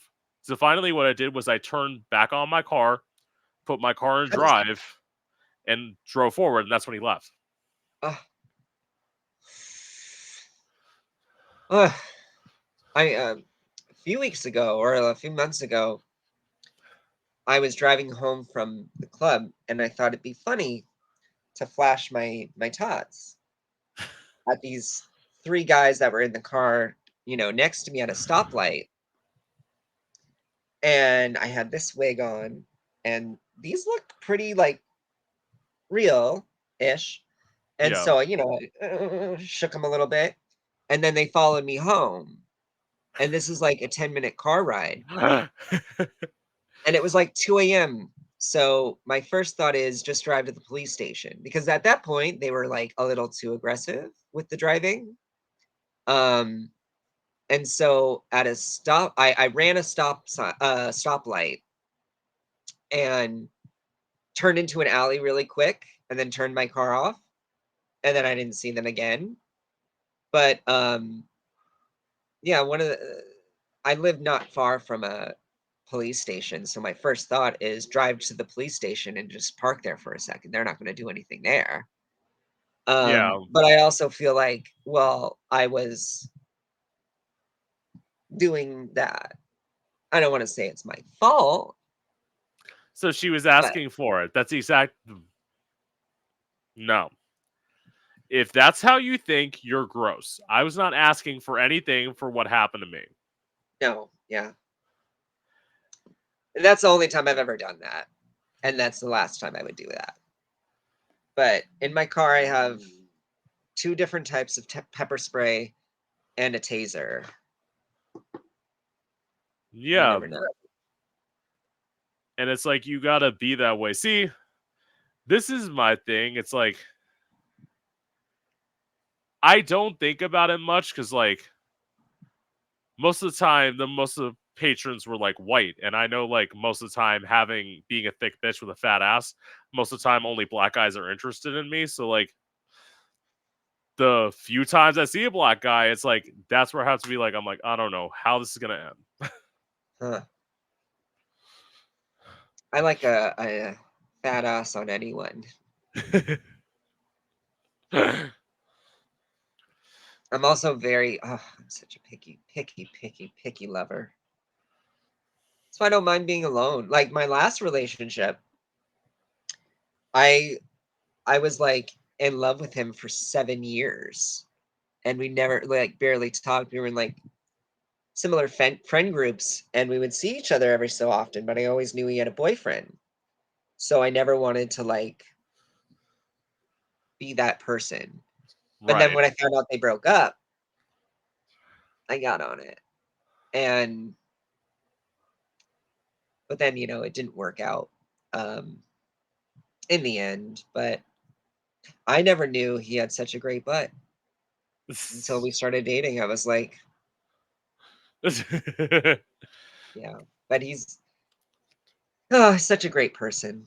But I also haven't been in a like relationship since then, and that was like 3 years ago. But I haven't been in a relationship, so I had I had literally like I've had two relationships ever. They were back to back. One person I dated a year, and all of a sudden one day I got a note with a key in the door that we were living together saying, I'm transitioning. And I know you won't accept me for the way that I am, which she wasn't wrong about. uh-huh. I was like, because this is the thing. I was very young, or I wouldn't say I was very young. I was young. I was like 23, and it's like I didn't know anything about like trans people.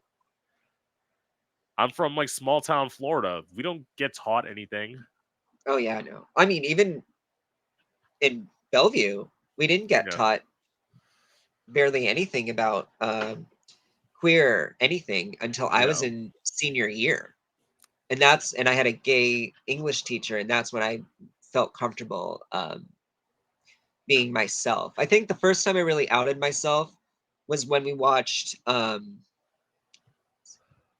whose story was it? Could have been Matthew Shepard, the one with Christina Ricci and Sigourney Weaver. And when it was the guy's funeral, Christina Ricci and her friends decided to like have like angel wings to block the protesters. And I started bawling in class. It's like, hello, I'm crying in a gay movie. Yeah. That's outing me. But yeah, we never got taught like anything. And as progressive as Seattle is, Yeah. it's still a little um gender is still a little misunderstood, I think. Right. A lot of people get very offended when people don't use the right pronouns. And I mean, even my mom sometimes doesn't she like when she's getting helped at a store or something, she knows that someone is trans or presenting a different gender than you know and then she'll call Yeah. me later and be like, I accidentally said her when I think it was a man. And I'm like, Mom, it's okay. Like, don't be too hard on yourself, but just realize it in the moment and try as hard as you can to adjust what you say. Be conscious about what you say. Well, at least your mom feels bad about it, which means like there's some form of like wanting to change. Yeah. Yeah. I mean, she's had two queer kids, so it's not like she's, you know, doing Unaware. it in spite. Yeah. Yeah. But what are you gonna And do? then It's all, evolution of human minds. I mean, the kids nowadays, I'm I feel old. I feel old a lot of times because I work with all of these young kids, and I feel like how are you so cool all of the time with everything? Like they're cool, and I feel bad. the young kids. Kid. Well, I'm afraid to ask how old you are because, well, obviously, I'm not gonna say this, but I'm probably am younger than you. Like, I'm 43. yes, okay, so I'm definitely younger than you. I'm not 43. I'm 25. I'm not 25. I'm I'm I'm 30-ish. Okay, I'm not that much younger than you. I just turned 29 in June, so like, I'm the other day I was telling someone how old I was, and then I was like, "Wait, am I?" And I had to actually go on my calculator, you don't know how old you and are. I forgot for a minute. I forgot for a minute. You I'm 32 years old. Yeah. Sometimes. So let's see. What So was which the? number is real? That's the real question. All I know is that you're older than me. That's all that matters. I I know like you're to not. ask when people ask how old I am, my first response is, "How old do you think I am?" And then depending on if I like their answer, I just say, "Sure." I say "sure" a lot. Or if someone gives me like um I like to answer ambiguously a lot. Like, "Uh-huh," even if that wasn't like a like a yes or a no, even like, what time is it? Uh-huh. Uh-huh. What? It's like it's the first response that comes to mind. Sissy, what was the next thing I was gonna say? Oh, I was gonna tell you about the other relationship. So the one time I dated a white guy, I dated someone who turned out to be racist. I'm like, and they literally, as they were Feeling them breaking up, nothing. with me, they said, "All you want is that N-word dick."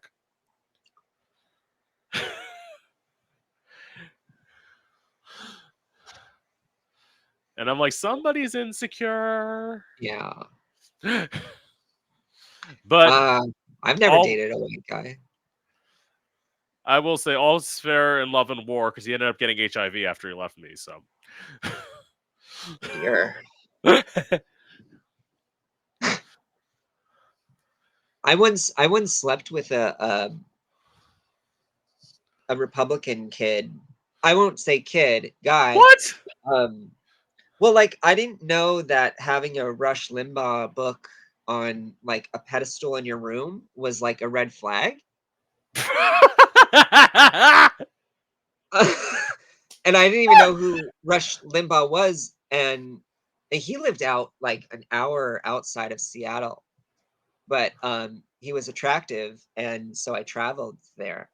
But then when I found out his Republican ways, I used that to my kink. You know what I mean? I was like, I'm gonna do things to him now that I know that his mother would be very disappointed with. And I did. Baby. I felt very proud of myself. I was like, this is how I change the world. Yeah, I'd learned you can't date a Republican because the trans ex was a black Republican. I'm like,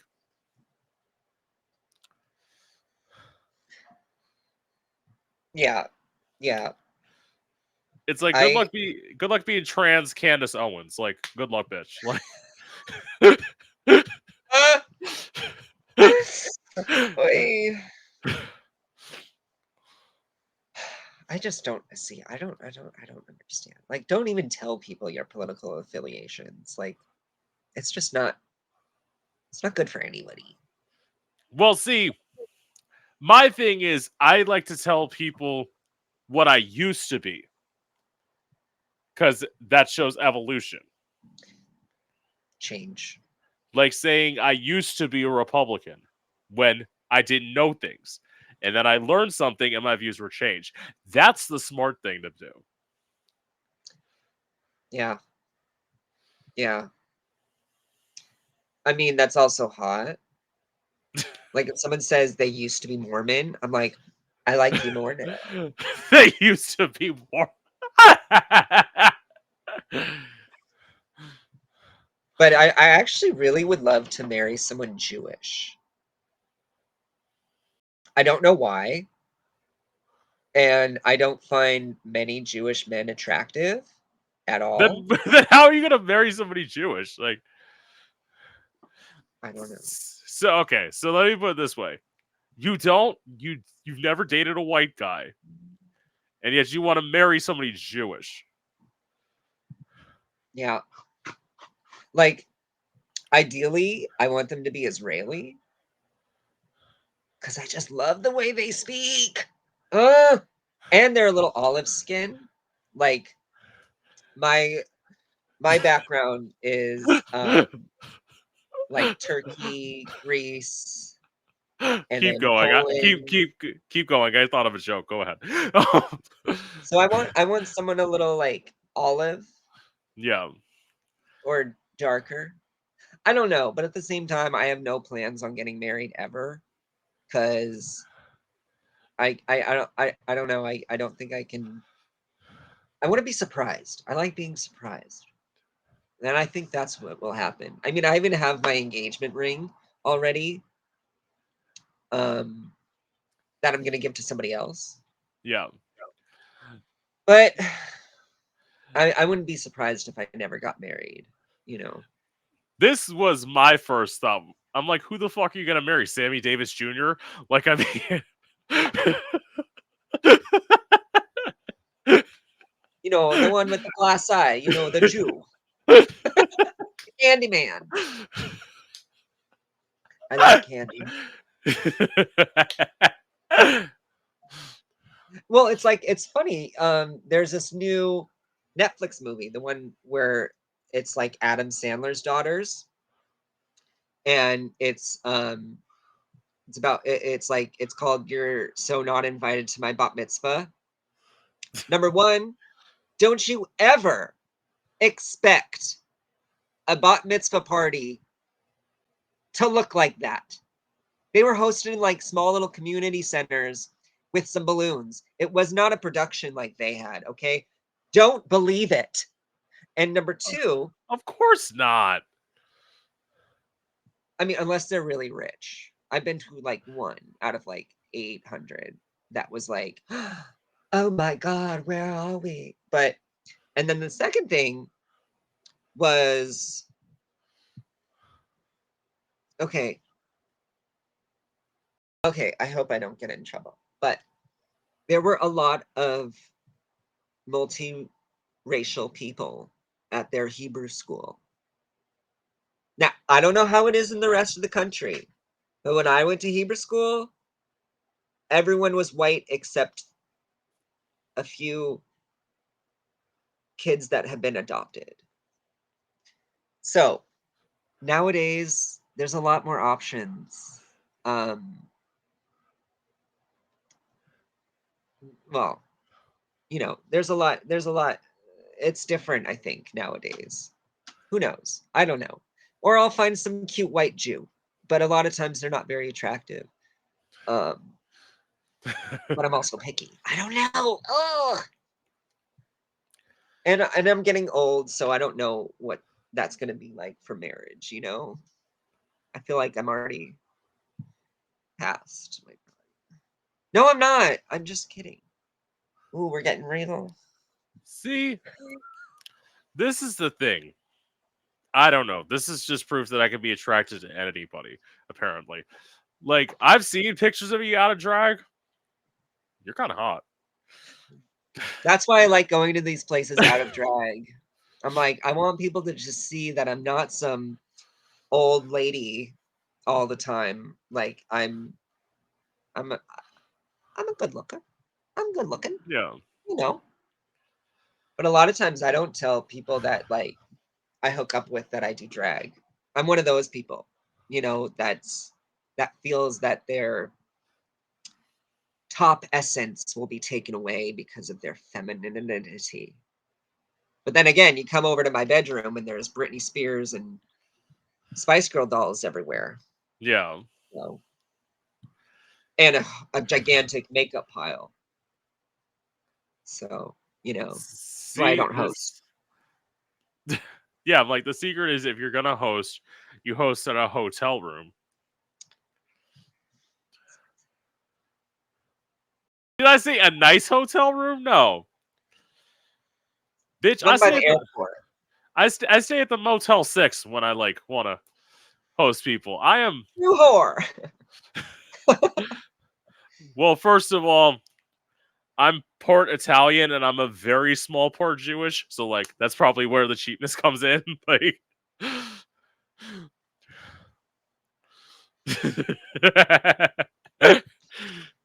I mean, they think that we cheat, but I buy a lot of stuff. I buy a lot of stuff. Not and it doesn't have to be on sale, surprisingly. But of I am. course, yes. Like that's an offensive stereotype. How dare you say it? It's mostly true, but like, Yeah. how dare you say it? I do tip very well like at restaurants and stuff cuz I too work in the food industry. And if someone doesn't tip me well, I automatically judge them. So, you know, Yeah. I give at least $5. But See, I don't work in the food industry anymore. I got bone spurs in the heels of my feet that like pretty much took me out of working in the food and service industry ever again. So I now work at a call center, which isn't bad. Sorry, my dog's chewing on something and I don't know what he's chewing, so I'm trying to rip it out of his mouth. Not a problem. Let me show you my dog real quick. This is Oz. Aw, cutie. He lives with me and loves it.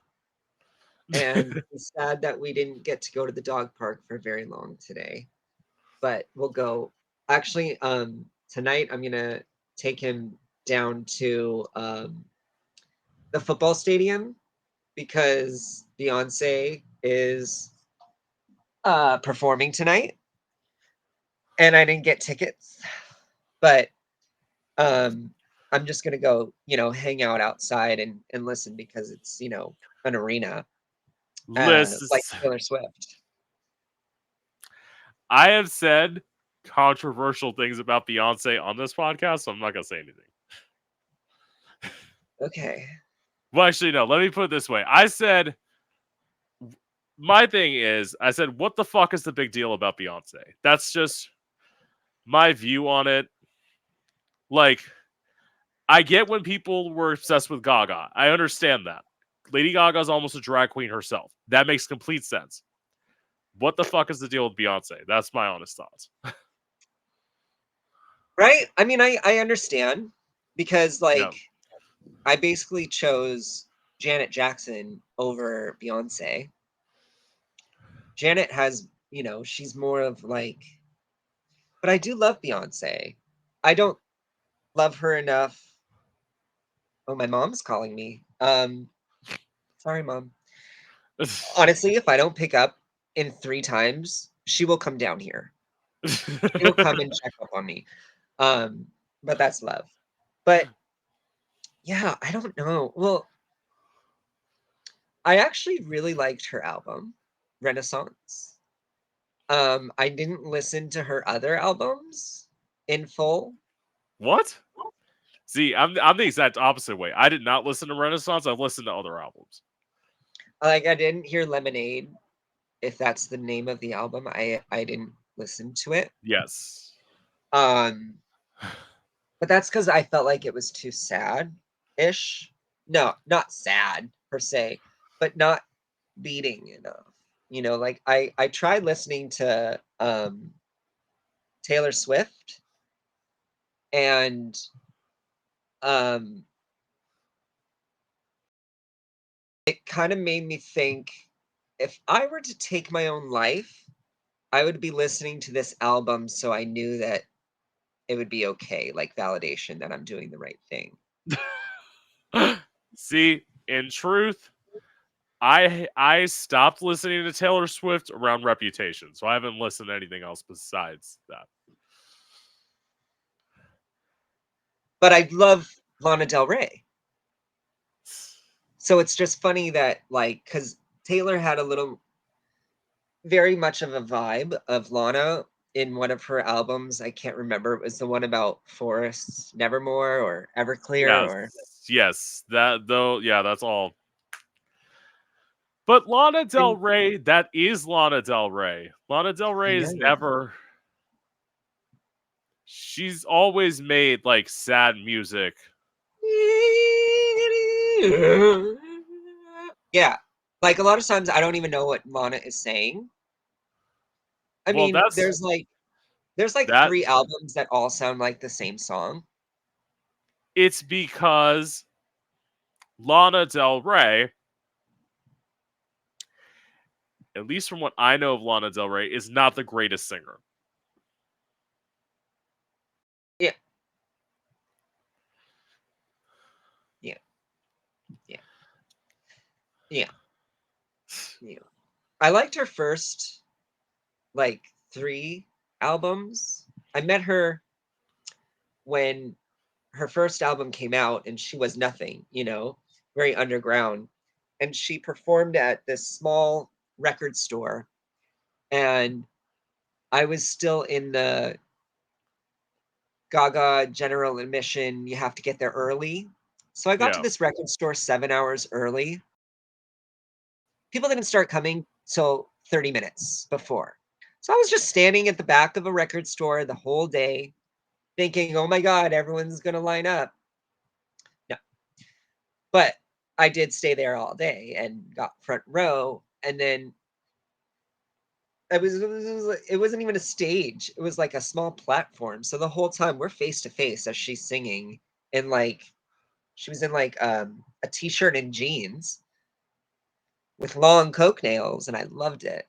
And then the meet and greet, everyone just turned around and got in line. So I was the last one in line. So we had like this 10-minute conversation about different songs. That's when I really, that's when I became like a fan for life. So I love Adalana, and but a lot of her stuff I don't really care for. But that's honest. Yeah.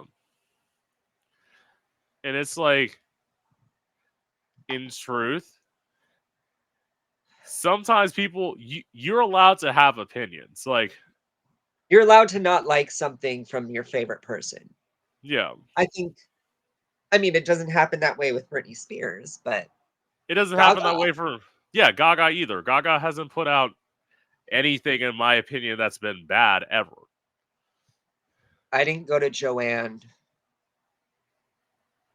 I didn't go to that tour. See, it's not my favorite. I've done songs from Joanne, Oh yeah, but they're the more upbeat songs. Like, John Wayne.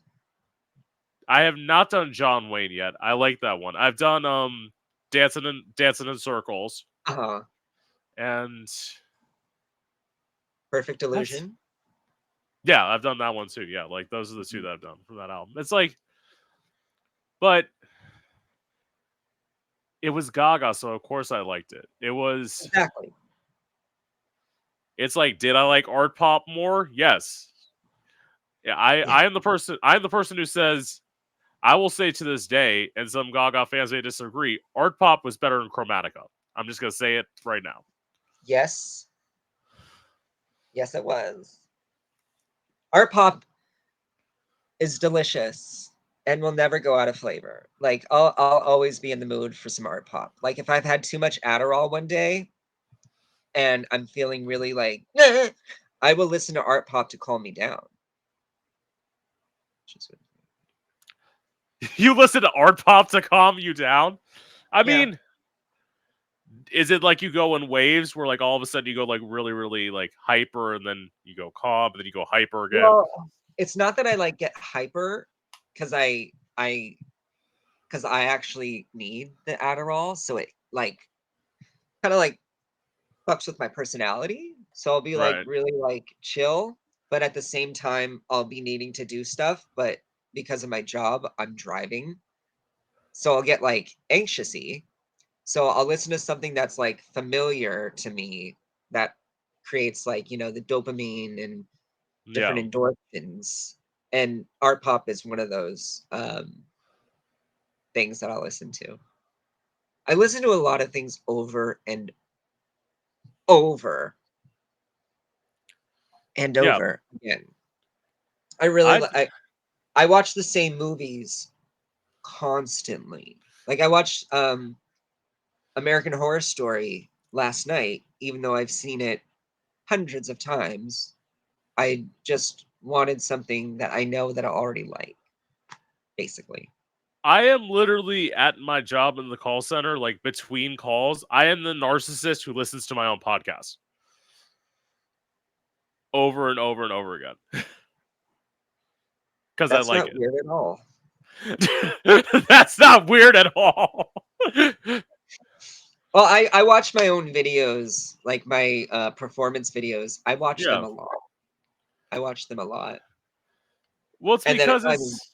if it's good. I will say this. I listen to the ones where I'm funny. The ones where I'm funny or the guest is funny, and it's usually when I actually just posted this on Instagram. Well, I took like 3 of the like shadiest clips and I made like a shade compilation because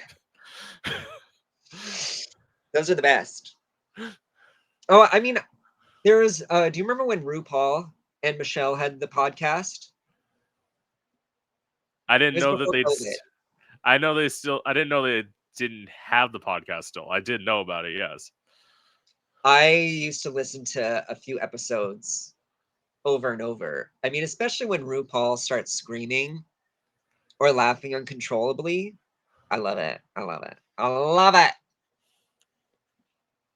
But they don't do it anymore, so it's a shame. It really brought my boyfriend and I close together back in the day. Then it stopped, and then we stopped, and Was that why it ended? both. That's why both of them ended. It's like, oh, I guess we don't have anything in common anymore. See, my thing is, in truth, as I say, I would love to, Alaska and Willem, if this ever gets to you, put a bitch on mom. Like, Plug it. I actually have you ever met Willem? no. I have met 3 queens. I've met Adore. I've met Ginger, and I've met Monet. Uh-huh. Yeah. I met Willem a long time ago. It was at one of these like leather bars that I never go to, but I was there one night with my best friend Corey, and Willem goes, "Anybody got weed? Who got weed?" I'm like, "I'll go roll you a joint." And so I run to my car. On the way there, run into Jinx Monsoon on the street, and she knows me from before Drag Race. So she was like, "Eli, hello. Are you going to the Eagle?" I'm like, yeah, I'm gonna go roll a joint for Willem. And she's like, "I'll see you there." So I roll 2 joints. I go back, and then Willem and Jinx and I and Corey go into like this like back room, and we all smoke weed together. And that's when Willem told Jinx about why she was actually eliminated from Drag Race, kicked off. She's And so told I everyone knew that story. before. Oh, Say you what? knew before. She's told everyone that story now. Oh You knew yeah, beforehand? Yeah. yeah, yeah. And I think it was, well, she said on the show it was because of her husband having conjugal visits. No, it's because she broke the No, rules. it was because she got with a someone like a producer or someone in the crew. Yeah. I don't know if she said that, but here we go. Th- Slut. listen, listen. This is the thing. As I say, this is the place to. Actually, no. I've never had people spill secrets on camera. I've had people spill secrets off camera. On or Which, off, I'm the same bitch. So like, literally, from Go for the Gold, I interviewed Kirby LaBrea, and like Kirby basically told me what happened because we interviewed during the middle of the season. He told me what happened after, like, what happened up to like the season finale, and I'm like, okay. And I kept that secret until I told somebody. I'm like, yeah, I already knew because Kirby told me. but everyone's telling you their secret. I love a good secret. I have No to one tells keep. me because I don't know how to keep it, but Listen, depending on the secret. I'm a vault. Let me put it this way: my friend Demilo, whose album I plugged before, he was on the show for the love of Dilfs. He was on one episode. He told me all of this backstage tea before our second interview that I have not told anybody to this day because There, see, I'm a trusting bitch. you're good. I'm. It always Well, depends on the secret. You know what I mean? well, that's why you can't host a. That's why you're not gonna be able to ever do what I'm doing because like you have to keep secrets in this. Like, I know how to. I know how to keep a secret. I know how to keep. I don't keep my own secrets. That's what I like. I don't like to gatekeep, as the Gen Zs call it. I'll tell people my tips, my tricks. I'll tell them whatever they want. I don't like to Trust fake that. people. Trust that's not a problem. If sirens in the background, literally Valentino like did our interview in a park, and I'm like, You're in Seattle. yeah, but I'm like, at this point, somebody's like, why didn't you tell him to go inside? I'm like, because we were already started, like they were already there, so like, Yeah. I mean, I could have done shit this interview happens. at the dog park out of drag, but I decided let's be a little professional and go home, put on a quick mug, um, and find a good, angle. I don't judge for people who. This is the thing. I had somebody they didn't ever end up doing the interview, but they're like, "Do I have to come in drag?" I'm like, "Look, I show up in drag because I don't want my fans to know what I look like out of drag. I get for the guests, I take everything off once we're done Uh-huh. because I'll let Uh-huh. I'll let you see because like I don't like want them to see because like I've admitted stuff on here that if it ever got back to like a boss, theoretically, well, it's Yeah. not. It's more. It's not like I said anything bad. I just said the truth. Like I've said, like I've had sex with a Mhm. crackhead. It's happened. Like in my defense, I didn't know they were on crack till they got to my apartment. I had to go pick them Well, up, and then they told me, I'm like, I drove a half an hour to get you. So like, obviously, we're having sex. So like, crack nowadays is not as bad as we used to think. I mean, come on. It's basically, yeah, anyways. I I I I'm not afraid either. and they were like, as I justified it, I'm like, they were the first person to like eat me out. So like, at least I learned something.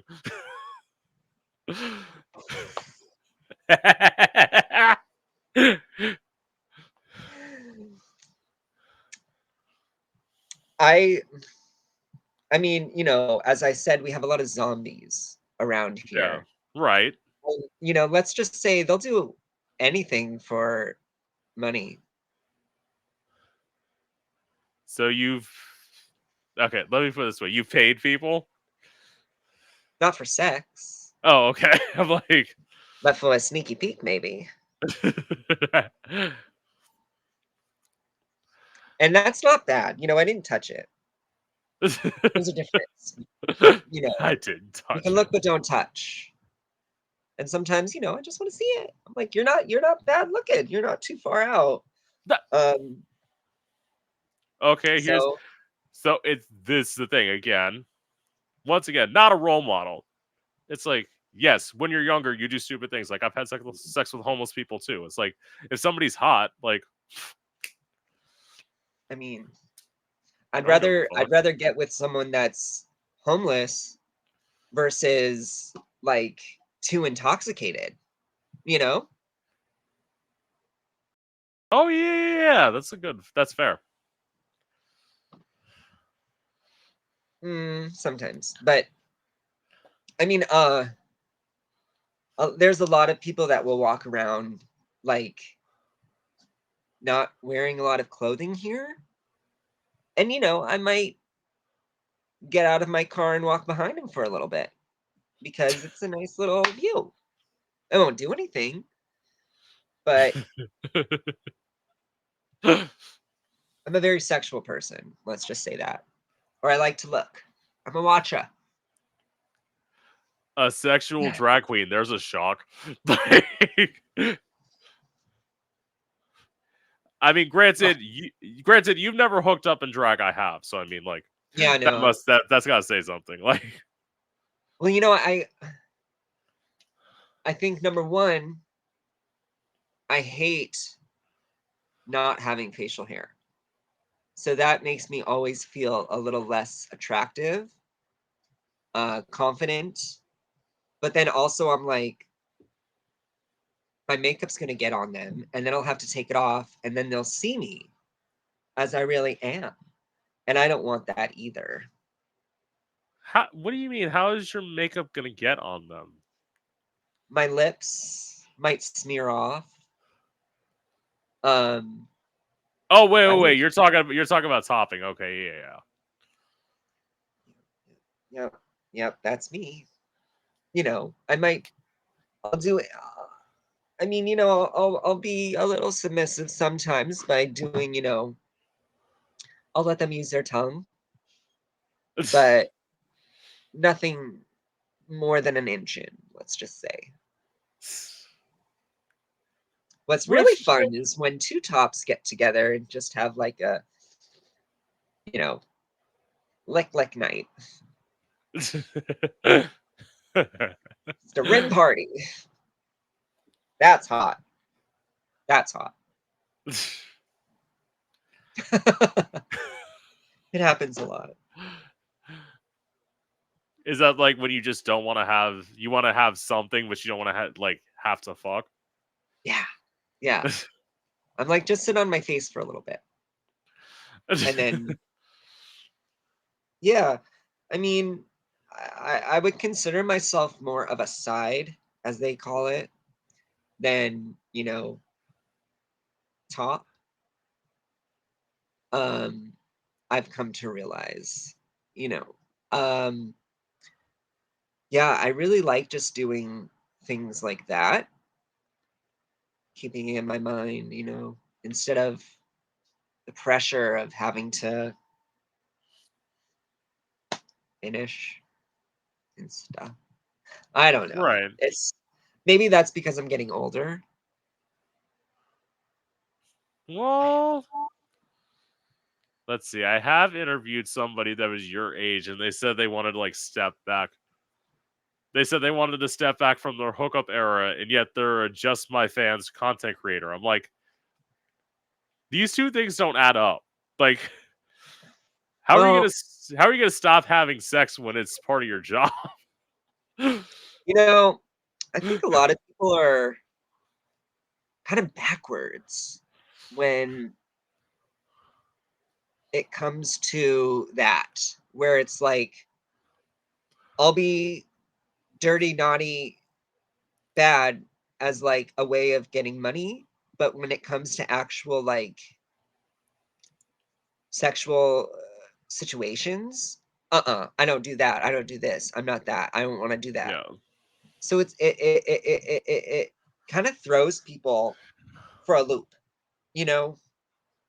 It's like it's creating like an atmosphere where people are like, I don't want to say no. We're in a culture of you're indirectly asking for it.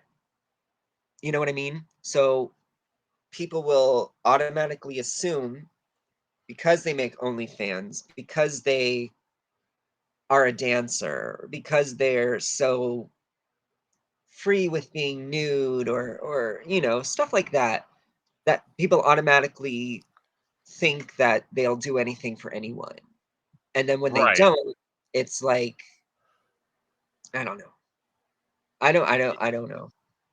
It's like a thing where this is the thing that I've said with go-go dancers. I've had plenty of them on here.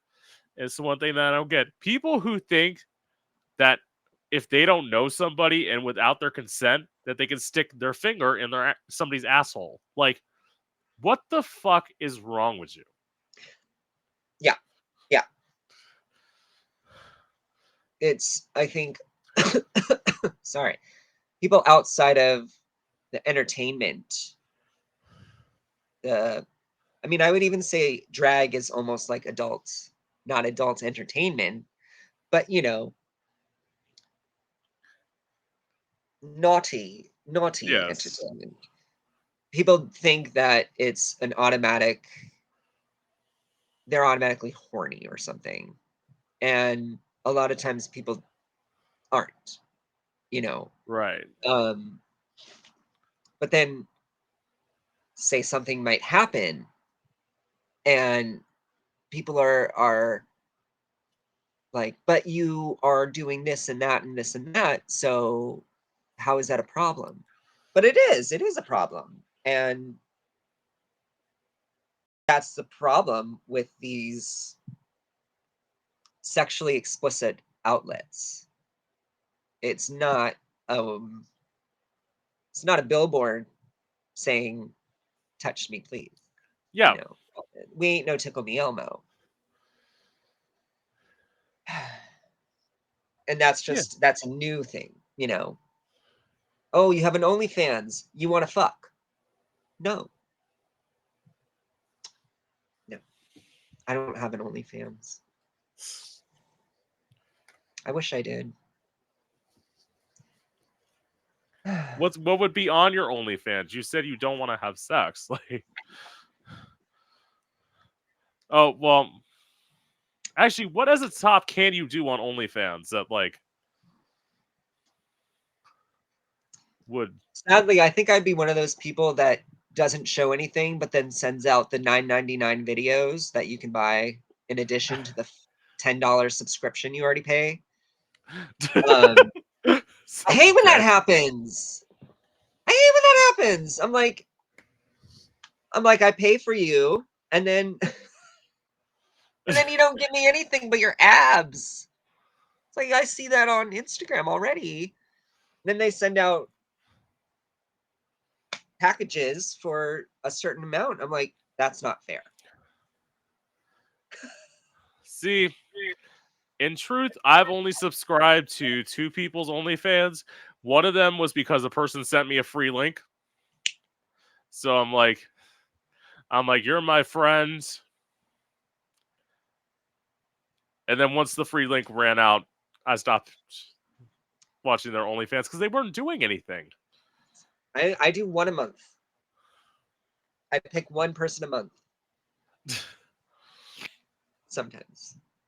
Depending on if they have a special. If it's under $5, I'll take it. But at the same time, like, I don't send them messages. Like, I don't send them private messages or anything, even though they will respond. I don't want to feel like a creep. It's not them though. Right. It's a persona. No, it's an automated machine sending you those messages. What? Yeah. Did I just blow your mind?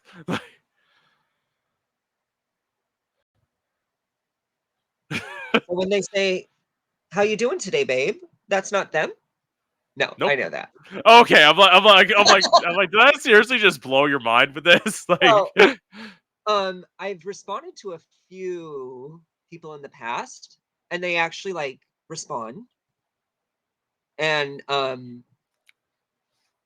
at the same time, I don't feel they care. I don't know. I don't know. OnlyFans is don't care.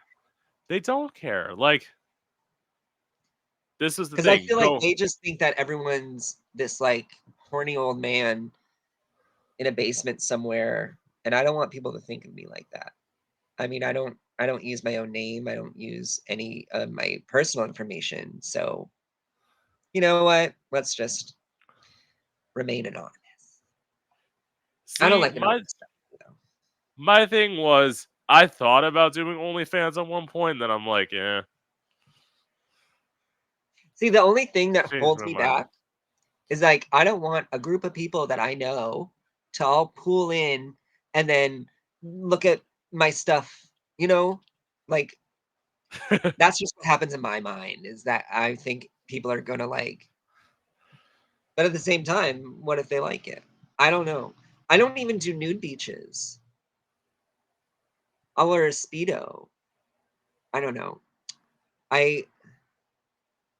What was the thing that I said last week? I said something about free samples. Like if they get the free sample, they're going to be fine, and then they won't want it anymore.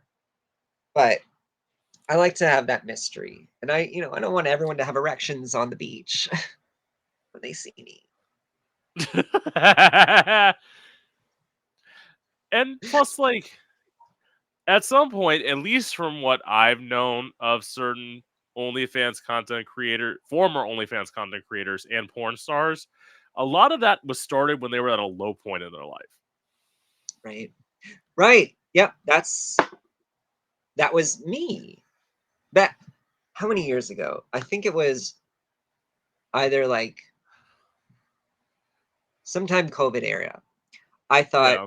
oh, I'm gonna start selling my used clothing or try to get a daddy. Yeah. And then I had like a night where I like had an edible and I felt like my grandmother's spirit came to me and said, "No, you're too creative for that." And that's when I started sewing and tie-dye and then drag. I thought, "No, I don't need to make extra money by doing something indecent.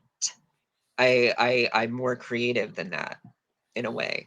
And also I don't have the body for it, in my opinion."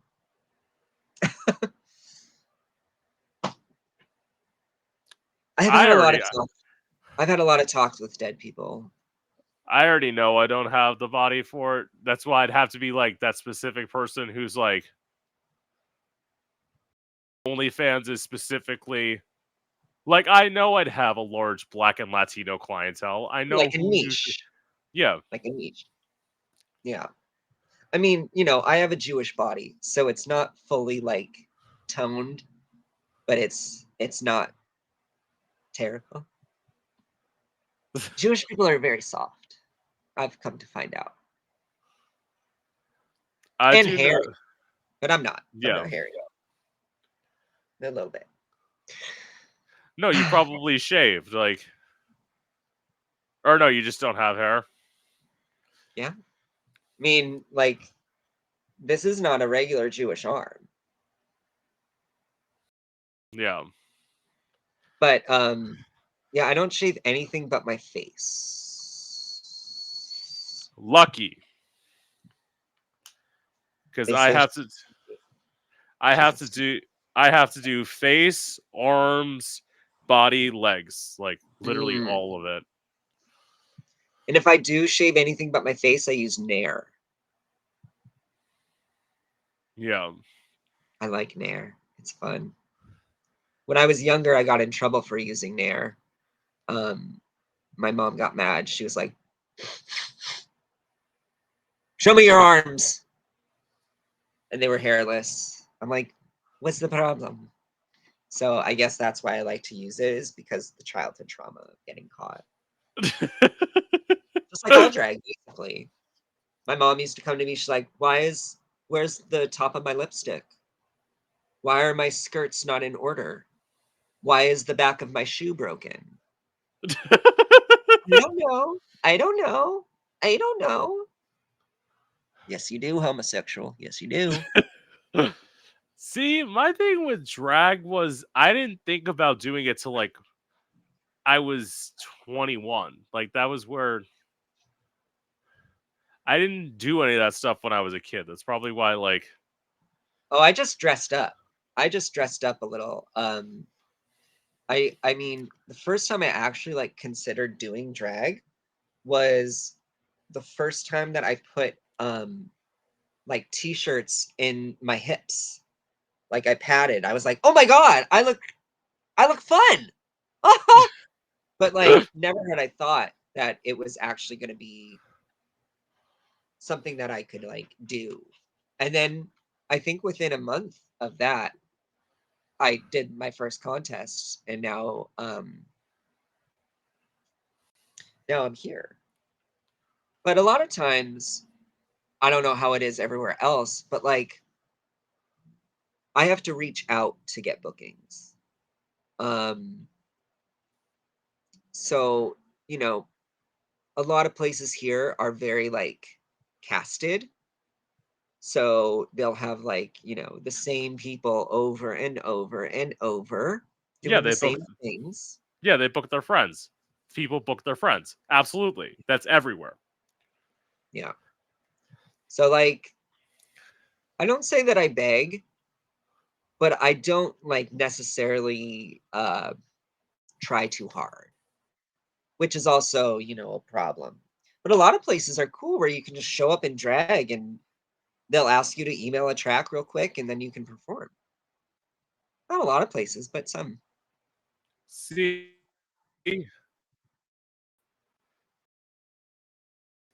my thing like a lot of places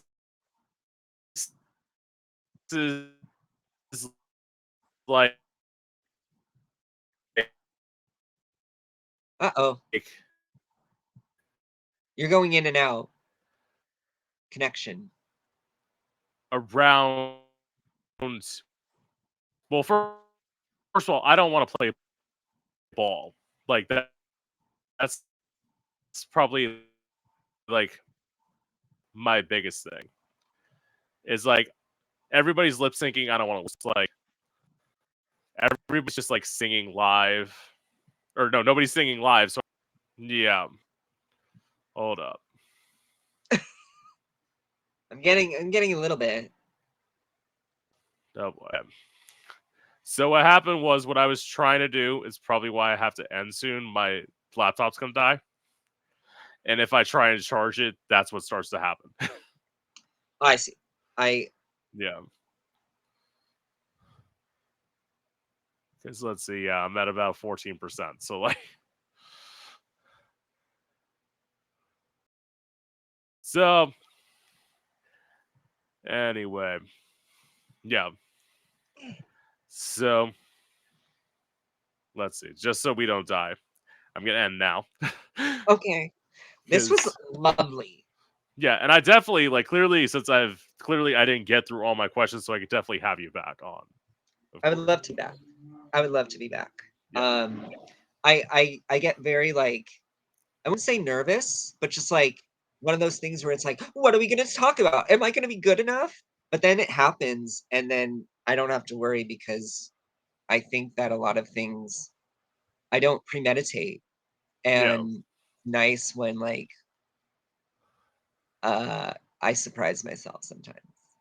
And then next time I'll actually look a little better so I can take my sunglasses off. But you've seen how little I put into this face. Although, like, I did say I actually did try something today. This is the first time I've done this lip color, so I just was. But that's your signature. Your signature is your sunglasses. Yeah, that is So my that's good signature. on you. That's Yeah, good on you. thank I you. mean, my signature is usually a really bad wig. That's what all my friends say. I mean, I have a whole closet of terrible, terrible wigs, but I decided to, give you a good one today. Work. And it's Okay. my style to like switch wigs halfway through my gigs, anyways. So Oh, work.